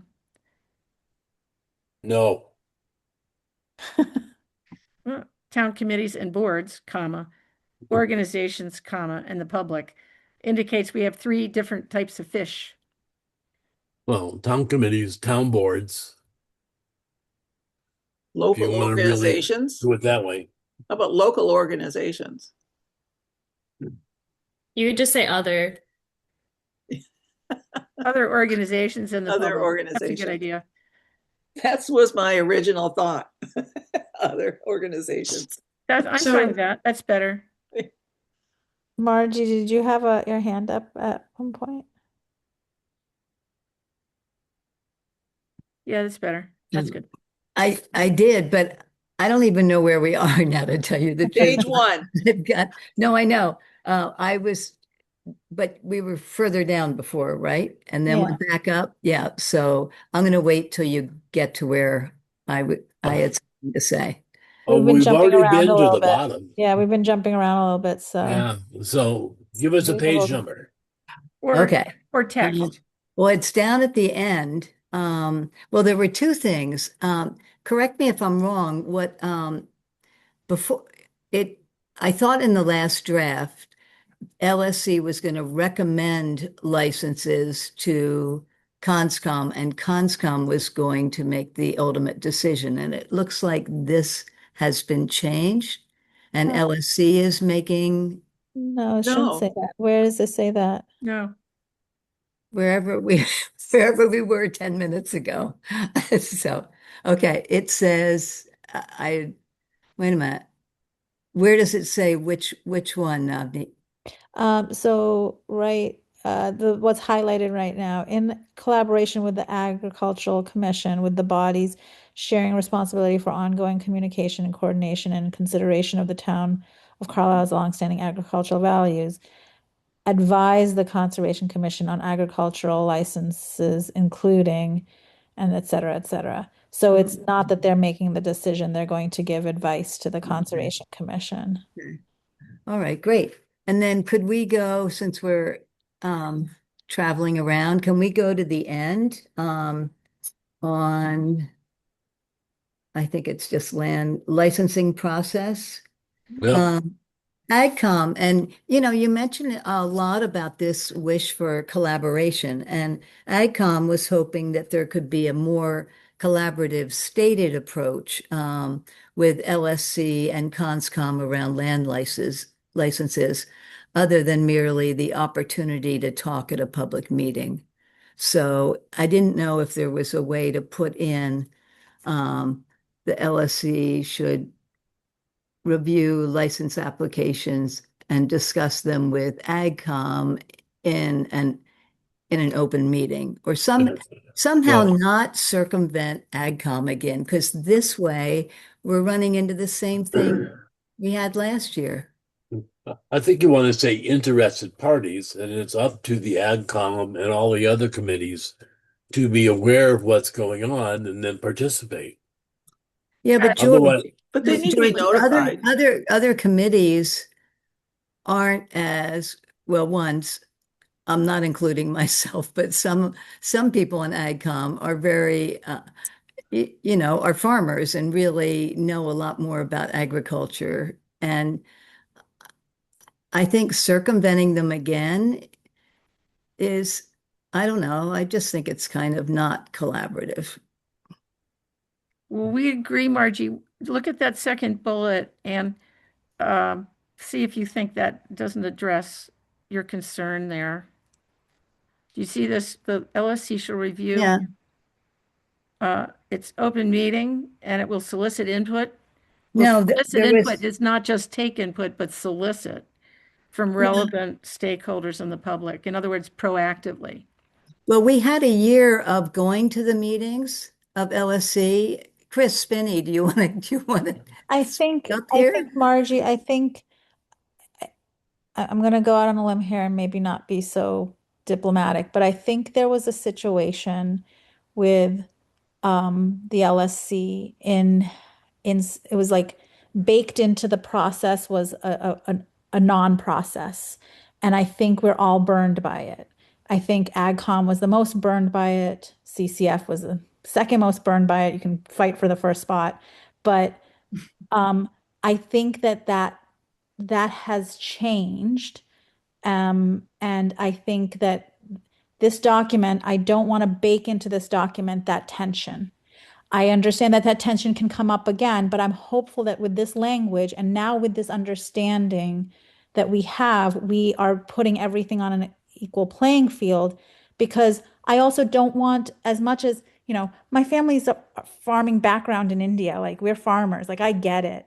I also don't want to be seen, this document to be seen that AgCom is this stakeholder that we have to work. So like they are the only stakeholder that is affected by this license process. There's other stakeholders that are affected as well. So like, where do we stop? How many interested stakeholders we list in here that LSC needs to communicate with? That's why putting this blanket statement that, and will solicit, to Megan's point, will solicit input from relevant stakeholders, not just, start discussing licenses and not involve the people who have historically or who have expressed a stake in that property that they're going to pursue giving a license for. So I hear you. I think the playing field's different, and I think some of the voices that might have created this burned feeling are not the loud ones anymore. And so I think there's language in here. I believe there's language in here that will prevent that from happening again. Yeah. Because there was why we're all here tonight. Yeah. I think writing this. But I also want to say out loud that, and I said this last meeting too, I think it's AgCom's responsibility to keep their ear to the ground as well. Just same way. I don't think LSC did a good job of communicating with you guys. I don't also think that I think we got complacent that this is just what we do all the time with these properties. And then when it got derailed, it was like, oh, wait a minute, this can happen. And I think being more active, and I said last meeting too, that I need to be more active in keeping my ear to the ground as to what's happening too. So I think we all have responsibility to make sure that this doesn't happen again. And I think this document is a good leveling of the playing field in terms of what our priorities are and what the process is. So it's not just, there'll be an open meeting and stakeholders can come. They will solicit input, that they're not going to work in a echo chamber and just, make their decisions in isolation. I appreciate your perspective, but I wish there was a way here that LSC somewhere would hear and think positively about using AgCom as a resource. That's all. And respect it for what they know sometimes about some lands and usage. And like we were worried about the chemical thing, this chemical. I mean, AgCom actually, and Jonathan and others, because they're farmers, know more than maybe some of the people in LSC. So I just wish people would open up and appreciate the knowledge that's around in this town and collaborate on it. And I was just wishful, because actually a lot of us at AgCom went to a lot of LSC meetings, and we're not, and I realize that's in the past, but I just wanted some hint there of recognition of the value of AgCom. So I think there's a whole section that talks about AgCom here in a collaboration with the Agricultural Commission, with both bodies sharing responsibilities for ongoing communication and coordination, and in consideration of the town of Carlisle's longstanding agricultural values, advise the Conservation Commission on agricultural licenses, including, and then they list it out. So I think there's a whole, we don't say that for the gardening club. We don't say that for, I don't know what other organization. ESC, but we are specifically highlighting a whole area about that communication and collaboration with the AgCom, and so it's highlighting the historic connection that. Wait a minute. Okay. Yeah, I think I really. Okay, you know what? I think this is one. Hold on. Okay, that's great. Somehow I missed that one. So that's very good. That's very good. Whoever put that in, that's very good. Very methodical, and I thought through this but I didn't want to. I wanted it to be a neutral voice too, but I also wanted to highlight the importance of the AgCom and that collaborative work. So I think I sprinkled that in, and I think that everybody's done it. I don't know how I missed that. I think I was just so sensitive to the other parts, and this is in a new part. So that's my fault. So thank you for doing that. That will be appreciated.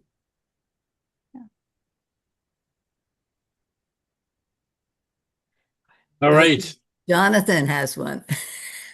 Oh, another hand. Go ahead, Jonathan. Sorry. I just wanted to comment that when we were discussing this last time, I did have a very similar feeling to what Margie was saying about CCF, and I was thinking we don't want to end up in this situation again where there's a violation of a CR on the land that would cause trouble, and how do we ensure that CCF knows what CONSCOM is doing? Because I'm sorry, you guys are busy, we're busy, we can't necessarily read every one of your agendas and find out. But then I read more details about what you had in here, and particularly about the soliciting input, and I thought, okay, that handles it, right? And so I think what you have here is acceptable, but in the previous discussions, I had a very similar concern to what Margie was having.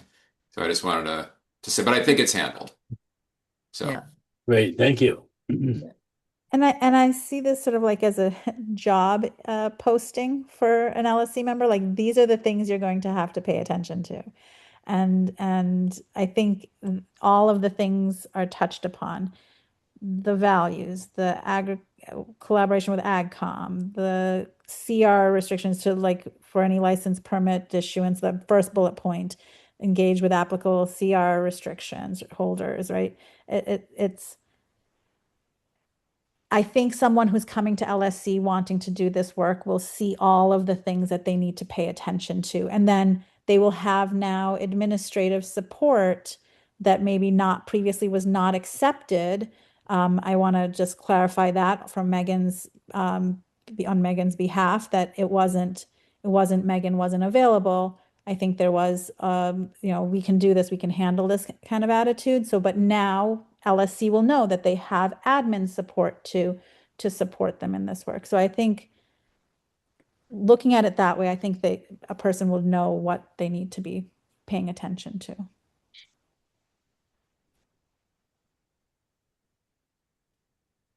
Any additional comments from the public or commission? So Megan, you had a recommendation that we close the public hearing? Yeah, I mean, yeah. If you're content with this, then you would close the public hearing and then you would make a vote to approve of the changes afterwards. All right, can I get a recommendation to close the public hearing? So On moved. adoption of revisions to the Land Steward Committee Well, charter. we have to close it first and then, right? Yeah. Right. So Yeah, I they move have to to be close, separate. I move to close the public hearing. Second. Neat. Melissa. So then the recommendation that we accept the revisions of the LSC charter draft number 3 Roll call and as vote. amended in this meeting. Pardon? Roll call vote to end the public Oh, roll meeting. call, yeah. Oh, we have to vote on that too, sorry. No, just roll call. You already voted to. It was moved and accepted, moved and seconded. Now you have to do the roll call vote. Yeah, I'm sorry. Okay. Sorry. Navneet, Aye. Nick. Still there? Yes, aye, sorry. Had to go off mute. Okay. Melissa, Aye. Sylvia, Aye. and the chair votes aye, the motion passes. We have closed the public hearing. So then can I get a recommendation to accept the revisions of the LSC charter draft number 3 and as amended in this meeting? So moved. Second. We'll take a roll call vote, please. Sylvia, Aye. Melissa, Aye. Nick, Aye. Navneet, Aye. and the chair votes aye, the motion passes. Sorry, I'll All stop right. sharing a second. Good job, everybody. All right. Item 9. Can I ask Megan, now that this has been voted on and accepted, can we advertise for LSC? I don't know the exact answer to that. I have to coordinate with Gretchen and the select board, but one of the items I have at the end of the agenda, which I can just describe briefly, is that the select board has earmarked time on their April 14th agenda to meet with the Conservation Commission to review and discuss the revised LSC charter. So my assumption would be after, I send them the finalized charter and they have that meeting where they go over it all together, then maybe they'll start the advertising after that. Could I just ask though, it seems like a long delay just to get an ad posted in the Mosquito. Do they need to approve it, or is this our charter? No, they don't need to approve it, but they are responsible for posting the vacancies. Right. So I can get more information on that. That was my assumption, is that they wouldn't post the vacancies until after that meeting, but again, that's just my assumption. I can get confirmation on that. That'd be great, because if we could do the two things in parallel, then we might have more to information and to bring to the meeting too. Yeah. And I think the mosquito ads have to be posted, what, Monday? Send in Monday for I thought it Friday was Tuesday. paper. Public relay, the It's like PR. Thursday, a week before the Friday. It's like 8 days before. It's a long time before. Oh, it's that long? Oh, Yeah, it's they even changed. worse. They've changed it, so it's yeah. Well, the more It's not like reason an ad where you, Ads, it shouldn't be called Not an an ad, ad. it's a press release. no, yeah, right. Okay, well, Well- thank you, Megan, for checking into that to see if we could get the ball rolling on that Yeah. quickly. Yeah, I'll rather than report back. Wait another 2.5 weeks in order to have a conversation, in order to post it, and spend another, I know. another 8 Yes. days waiting for that, and then, yeah. It delays the whole process about a month. All right, moving on. We're an hour late for item 9. This is for the Carlisle Congregational Church. I'm getting tired here. To use Foss Farm for a sunrise service with approximately 45 people and 25 vehicles. Is this something they've done in the past? I don't Yes, every remember year. this. Every year? Okay. Yep. So, any comments from commissioners? Sounds like the history says we should approve this. Can I get a motion to issue a land use permit for the Carlisle Congregational Church for a sunrise service on April 5th, 2026, So and moved. to authorize the conservation administrator to sign the permit on behalf of the commission? So moved. Nick, Second, There.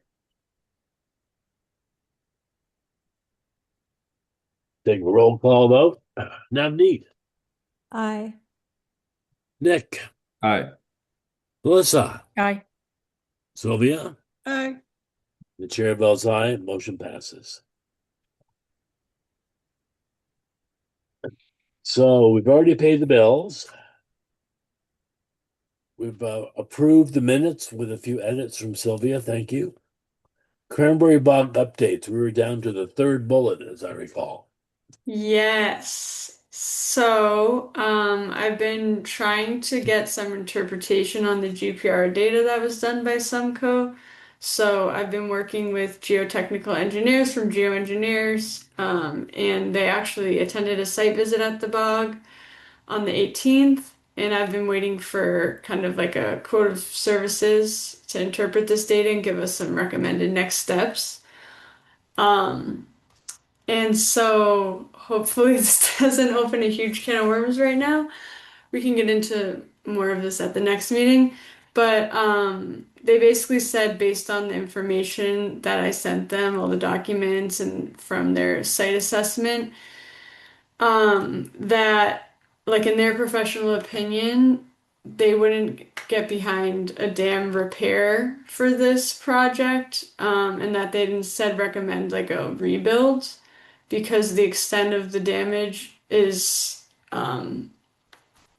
something they Extensive. anticipate to be Yeah. extensive, kind of, and even that you don't really know what everything that's going on. And so they kind of said, as professionals in this industry and having a lot of expertise on dam rehabilitation, that a repair is just a project that they wouldn't get behind, and that they provide their services for a rebuild, but for a repair they wouldn't provide their services. And similarly, I've been struggling to find a dam engineer for the repair. I know we had Stamsky McNary, but they aren't comfortable providing like dam engineer services because it's a little bit outside of their expertise. So we're kind of at a standstill. And so, sorry to drop the bomb. I know I wanted to keep you all in the loop, but my intention is for the next meeting. I'm gonna work with Ryan to try to prepare some kind of estimate for what a rebuild would look like. instead of a repair. I just want to provide you with all the information you need, which I don't have right now because I just got that phone call this week. But I wanted to keep you in the loop on it. But again, I'll give more details later. The drama never ends. I thought the drama was going to end after we closed the LSC.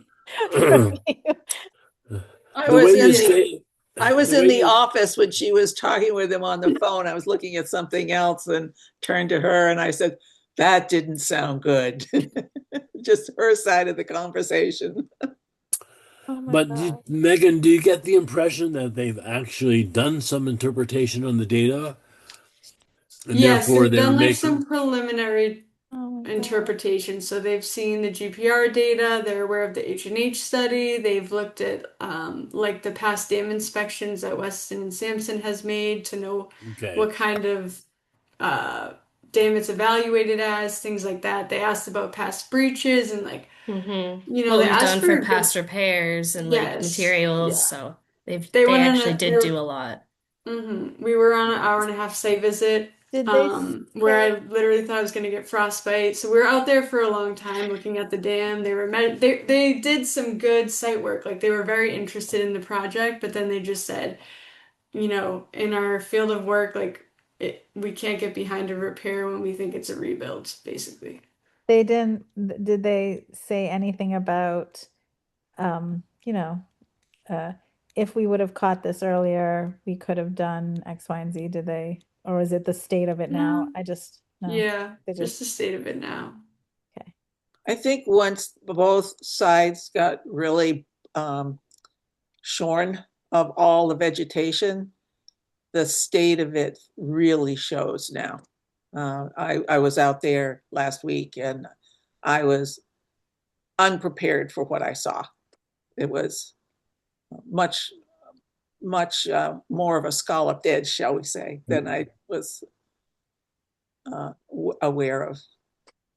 Can we get any information from the Office of Dam Safety that could help us in this effort? I'm not sure how they would help in this scenario. I know they usually review like requests for dam Plans, rehabilitation projects and administer permits, but I don't know if they lend their expertise per se to like They're gonna just say, fix it. yeah. Right, they'll remind us we're overdue. I was thinking of other contractors that could do repairs, for example. Mark. Yeah. Yeah, they basically said not only like in their expertise would they not get behind a repair, but they also just mentioned like the cost analysis of it wouldn't be very beneficial to the town because the extent of the repairs seems to be quite large. That if you're just going to do that, you know, and you fill in some of the holes, you're not actually reducing the risk. Because if a big storm comes or a flood or something, right, it's still not totally like secured. So it would probably not be financially the best option to do a repair. Where are we on the H&H study results and, you know, moving on with phase 1 of the repairs? Yeah, I actually just authorized yesterday for them to move to a next step for the bog so that they can there was an optional component in the H&H proposal that called for Weston and Sampson putting, I forget what kind of device it is, in the water to like monitor the water levels consistently. And it was an optional part of the scope, but then I found out that we actually have the funding for it. So I said, okay, go ahead and do that because we need to get this project going quickly. So hopefully we can make some progress on the H&H study faster than we've been making now that they got the go ahead to do that. So what's holding it up? The lack of water, or you know, the H&H study? Yeah. We were just waiting for like field data so that they could calibrate the field data with the models they have and make sure that they're accurate. So now they'll be putting a device into different portions of the bog that will monitor that at like a really advanced pace, like more than us people could do as volunteers. So it'll be a device that monitors the water levels and shifts after rain falls, and that will help calibrate the model. And then once the models are calibrated, then I think we move to the next phase where they do the analysis. So do we have a due date? No, but I was very clear because I was literally on the phone with Weston and Sampson yesterday that we have a lot of interested parties in this, and we're trying to get the H&H study done as quickly as possible. Yeah, because to make repairs, we don't want to miss the Exactly. dry period in the summer, right? Yeah. So it's pretty important that they wind it up so we can know what we're going to do before we lose our window of opportunity. Yeah. Agreed. So do we think that the DPW could do some of the hole filling on the crest or shore up with gravel and stuff, like where things look the most fragile based on the radar data that we got? That's the problem though, is we don't have anyone to interpret the data to So- decide what holes are the most problematic. I thought that's what the whole point of their analysis was, is to say, Whose here's where holes are, analysis? here's how big they are. What are your priorities? Sumco? No? That's what I imagined Sumco would do, but then they ended up, as was shown in our meeting, not comfortable with the interpretation But they of it. only And did so was what explain how radar works. They didn't really So- tell us much Yeah, about so what the I've dam. found out from talking to a couple different consultants and trying to get the GPR data analyzed is that typically the way it works is like, you would get the GPR data done and then you have a dam engineer. So those two people are working side by side on a project. And so they're able to like collaborate in analyzing the data and then figuring out in the field like what changes need to happen and what needs to be filled. But what we I don't thought have that's why is we contracted with them, to tell us what do we need to do for emergency repairs. And what we've Yes, gotten but- is, well, we've got data, but we can't make it actionable for you. And it's like, wait a minute, what did we sign up for? Yes, but so the point I'm trying to get at is from the consultants that I talked to. Usually you have like a company that does all of this encompassing work. Like they specialize in dam repairs. So they have on their team a dam engineer and someone who does GPR. Those people collaborate Yeah. and are able to make the changes in the field. We only have someone who did the GPR. Sumco, they're not dam engineers. Why And did we we don't have a contract? dam engineer for the project because Stamsky and McNary are engineers, but not dam engineers. So Well, we they've done dams, I guess. I mean, they it seems like they the repairs here should be within their capabilities. They won't. yeah, I mean, I'm just reporting like Stamsky and McNary has told me several times that they are not dam engineers, so they can't provide dam engineering services. They can provide other engineering services, but in terms of the specific thing we need, we have like a gap in knowledge, whereas a consulting company can fill that gap. I'm the person who's trying to fill the gap by Yeah. getting another consultant, but I can't get a consultant on board to do it because the one I asked said we won't get behind a repair, it has to be a rebuild. So but So basically, sorry, we contracted with a company that doesn't have any dam engineering capabilities to ask them, what should we do for emergency repairs? And all they did was teach us how GPR works. They And just collect collected that data. they won't interpret. a dam engineer designs, right? Yeah, no, So I their understand the capabilities different are roles, but I'm confused why we would Well, engage the a company problem that really can't started with getting help us with the Stamsky to do it repairs. at first. What's that? We I expected. believe the problem originated from having Stamsky and McNary be the engineer on the Well, project. I don't But- want to like blame Stamsky. I just want to Well, I'm not clarify. saying it's their fault. I'm saying it all Mhm. started with like it's kind of snowballing into Yeah. I just want to clarify. The purpose of Sumco was to be a contractor to do the construction work. Construction work being filling the holes.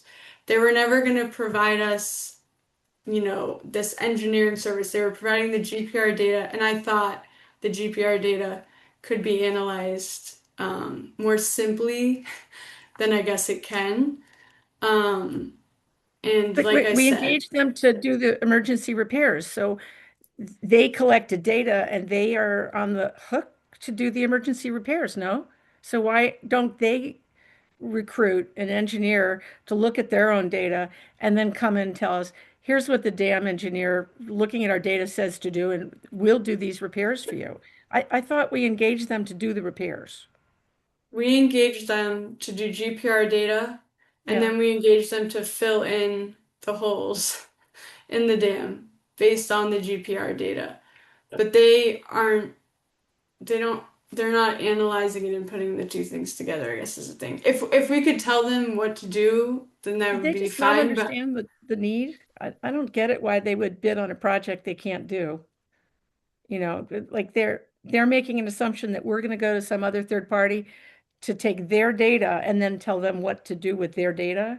That's like, ow. I see what you're saying. Well, we paid them to analyze their data, and they're not doing that. But we paid them to make the repairs too. No, I don't know that we did. So We that's haven't the paid them question. yet, but we contracted with them to make emergency repairs. So, Yes. and they Not can't not do that. knowing how big the emergency repairs are going to cost. No, I can't imagine that was true.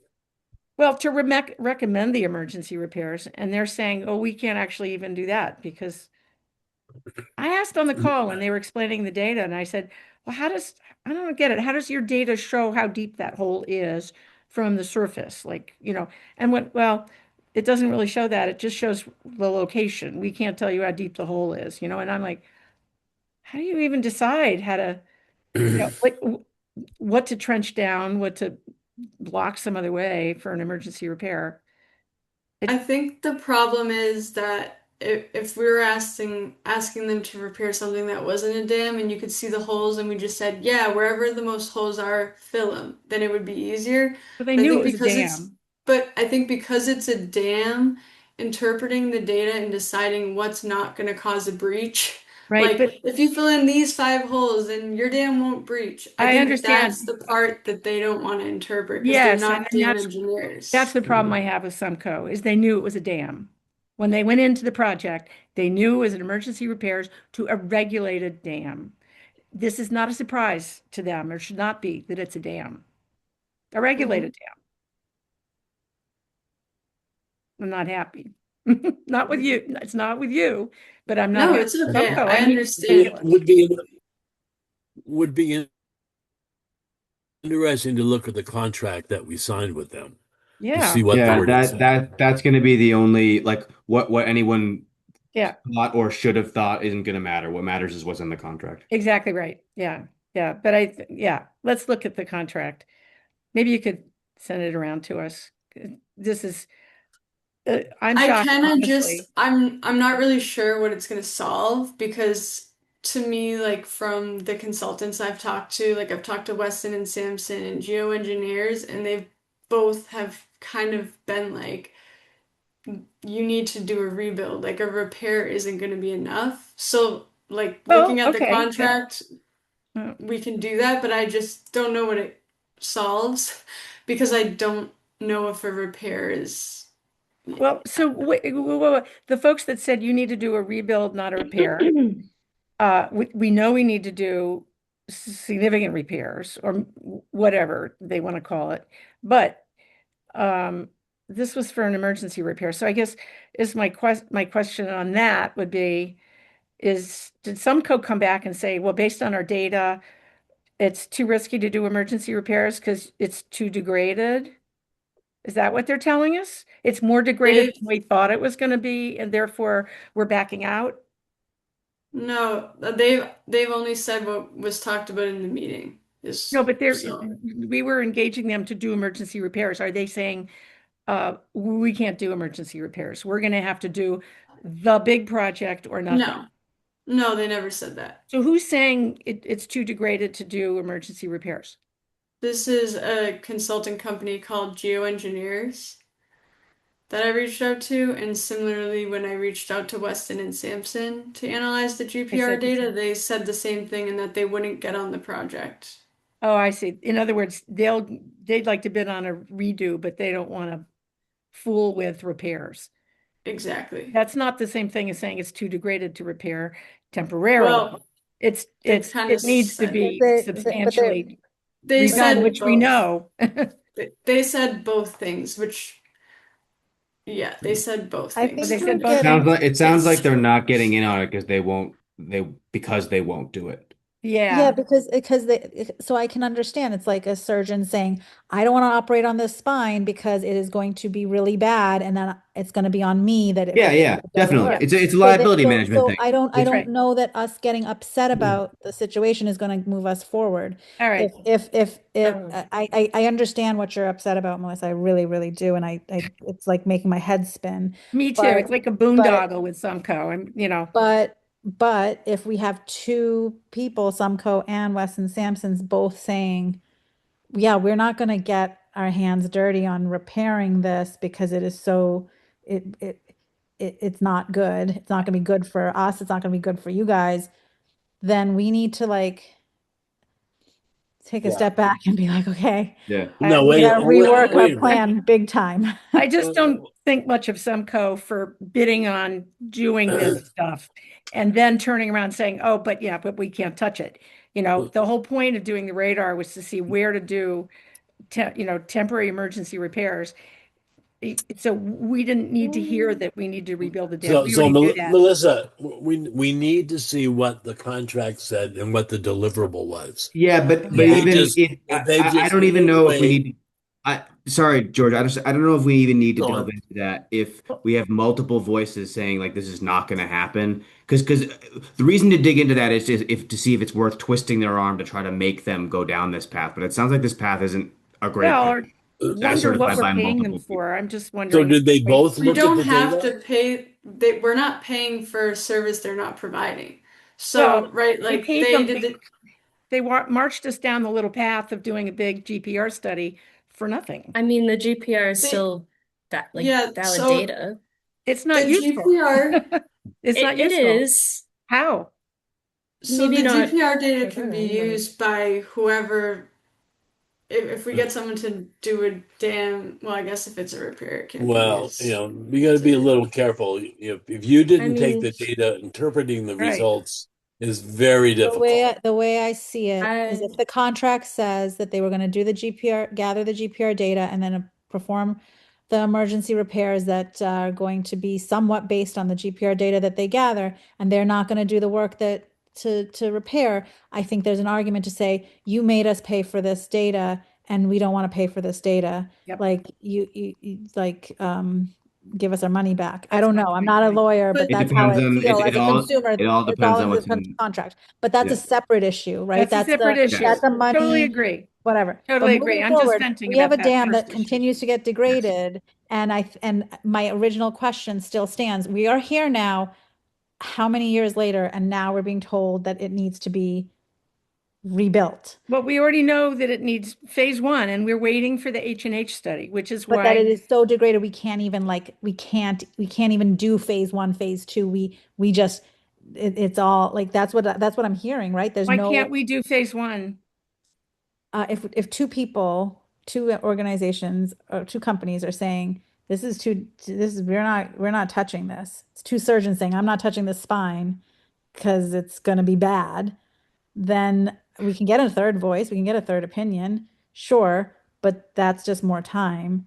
I don't know. I'm feeling like this is No, phase the 1 writing's is on the a full wall. phase 1 is fixing the dam, whatever that takes. Which, I mean, does every inch of the dam have to be torn out and then put back down? No, but any place there's holes, yeah, you're gonna have to trench But you down. might be throwing money at something that is not going to put us in a good position for very long. And it might be money lost. And I don't know the answer to this question, but are we better off fiscally by saying, okay, 2, 3, 4, 5 people are telling us this repair shouldn't go forward. You shouldn't just do emergency repairs. You need to just rebuild this thing like ASAP. Then are we going to save money in the long run between doing repairs and then doing a rebuild, like versus just going forward with a rebuild? I don't know the answer to these questions. I'm just sort of like trying to organize this in my head. And there may be a situation where that doesn't make sense to throw money at a repair when a rebuild needs to be done like the next day. Yeah, so phase one is basically a rebuild, right? Phase one is the plan that Stamsky and McNary designed. Right. And The they stand holdup- behind that, yes? No? So the holdup that I'm having, there's like a few different levels of barriers that have kind of climaxed to what I've shared with you. So Stamsky and McNary designed that site plan for the repair. That's the phase one. We got a permit from ODS that says we can do that work. A requirement of the ODS permit is to have a dam engineer on site during the repairs and also to communicate with ODS to ensure that the repairs are being done in compliance with state laws and permits. Stamsky and McNary cannot offer dam engineering services because it's not their expertise. And we cannot find a dam engineer to get on a project for something that they did not design because that's a liability. Who wants to put their name on something they didn't design? So we can't even do the repairs because the design that we currently have is, we don't have an engineer to support the repair. Well, wait. So Stamsky and McNary charged us to create a plan, which was, they designed the new dam, including phase 1 and 2. They put their engineering stamp on it. They sent it into ODS. ODS approved it. Then we made a modification and backed down to a phase 1, phase 2 approach. ODS approved that too, from Stamsky and McNary. And now you're saying Stamsky and McNary submitted a plan they can't execute on because they're not dam engineers after ODS says, yes, you can go ahead with this? Yes. Yeah, I think there's two people that we need to like go and have a reckoning with the Stamsky. I think we need to have a McNary conversation with and Stamsky Stumco. McNary. They Both build of it them. for the work of design. So, they submitted it for us to ODS. How is it they now suddenly can't do the project? I mean, what? Yeah, I think, there's a few problems that will have to be discussed, but I do think, it happens when you don't know then what you know now. It just happens. So I What think is the it best that's really step forward changed? is the best step forward is focusing on what we know now, right? If we have experts, we have dam engineers that are looking at this project and making recommendations to us on what to do, then I say we follow the experts for this project. So,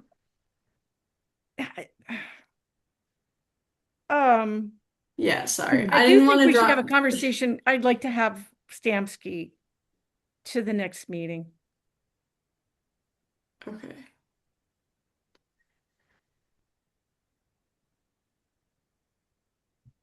Dan Yeah, Carr. I mean, I Dan can do Carr. that. Yeah, Dan Carr. I can see what their availability is. Yeah. I haven't filled them in on, the advice that I've gotten from other engineers yet, so I don't want to do that. I we'll just do want to that have in a the conversation meantime. with Stamsky and discuss, go forward. They've been they've been running this process for us. And if they're literally bailing on us, I want to hear it from them. Okay. I mean, Well- yeah, I I definitely didn't. I think that's my emotional response, but like my what are we doing here response, because ultimately ODS is saying they need a dam engineer. Stamsky and McNary does not Wait, have it. did ODS communicate to they somebody? did. Who?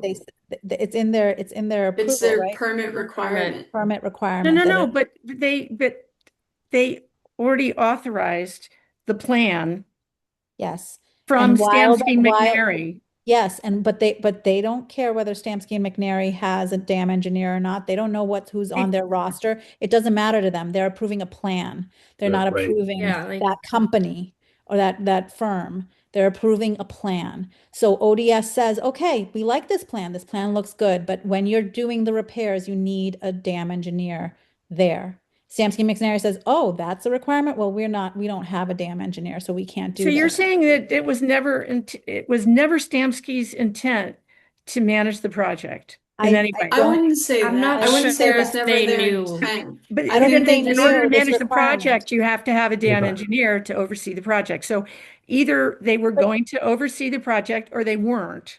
If they weren't, they should have told us because we should have But had I it don't know that designed they by knew somebody that who had for a dam sure. engineer. I Yeah. don't know that they knew that. No, Melissa, you know, They can- nobody they- knew that ODS was going to say you have to have a But dam engineer. That's Yeah. not like a new requirement. That's not news. Depends on what you're At that. doing. If you're rebuilding versus repairing, No, I don't think there's a difference. I think we should have a conversation with Dan I think we Carr. should, but I would like to be like, Maybe you we can know, have a Stamsky and conversation McNary, what the sooner. hell? But So How about I like don't a know that it's gonna conversation? move us forward, Melissa. Well, I do think we learned something from a conversation with Dan Carr. What about we have a conversation with him early next week?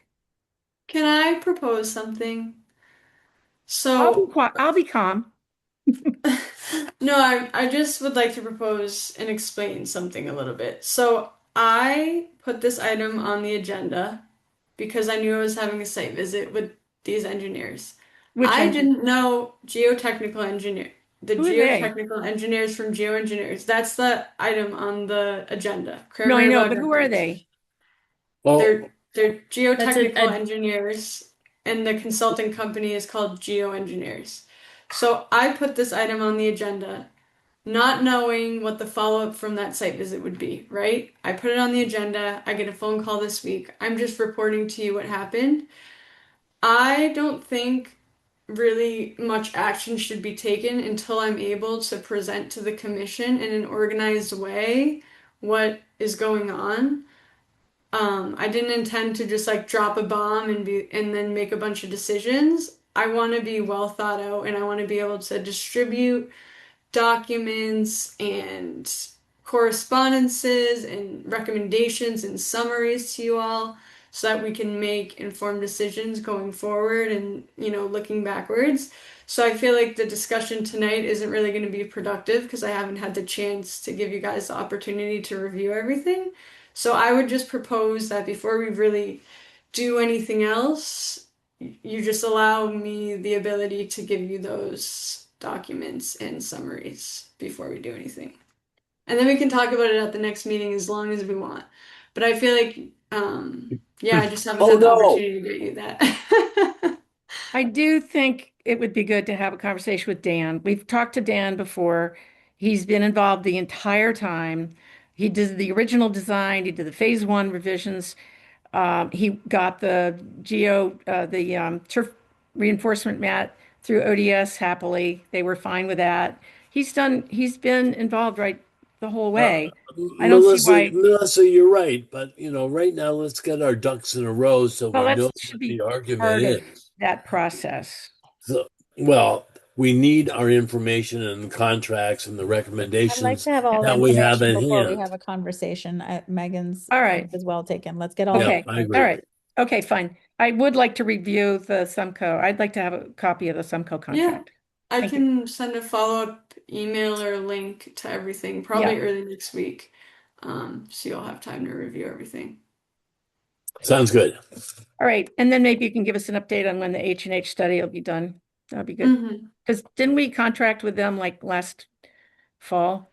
They've kind of been waiting on, in a way, they've kind of been waiting on us for the cranberry bog because I've been waiting to get field data for the water levels. Hmm. But I've authorized them to go ahead and collect the data themselves, so now we should be able to move forward at a quicker rate. Okay. Thank you. All right. Poor Christina has had her hand up for the last half an hour. No worries. I wanted to let everyone finish. Thank you. I'm so sorry to bring this up. However, if if now we're looking at a complete reconstruction of the dam, does it not make sense to at least get hydrologic information of what would happen if the dam is just allowed to breach? Just to have that information, to have a complete set of data on which to base decisions moving forward, seeing as potentially we're talking about a much bigger expense and a much bigger project. Again, just to have the information. So I'm so sorry to bring that up after such an emotional discussion, but just wanted to put it out there. Thank you. Yeah, I don't think with ODS they have kind of dictated that this dam needs to be taken care of. Yeah, they basically said the 4 simple repairs were their big deal. And the nature of those has not changed much. We have more than ample CPC funds sitting in our account for that phase 1, way more than we need for phase 1. But I understand your point. You'd like to see the dam gone and the pond gone, right, Christine? I would like to know that all of the data is there before additional decisions are made what to do. If the necessity is to completely rebuild the dam, I think it's important to have all the data as to what all the options are. So that's my point. Yeah, I hear you.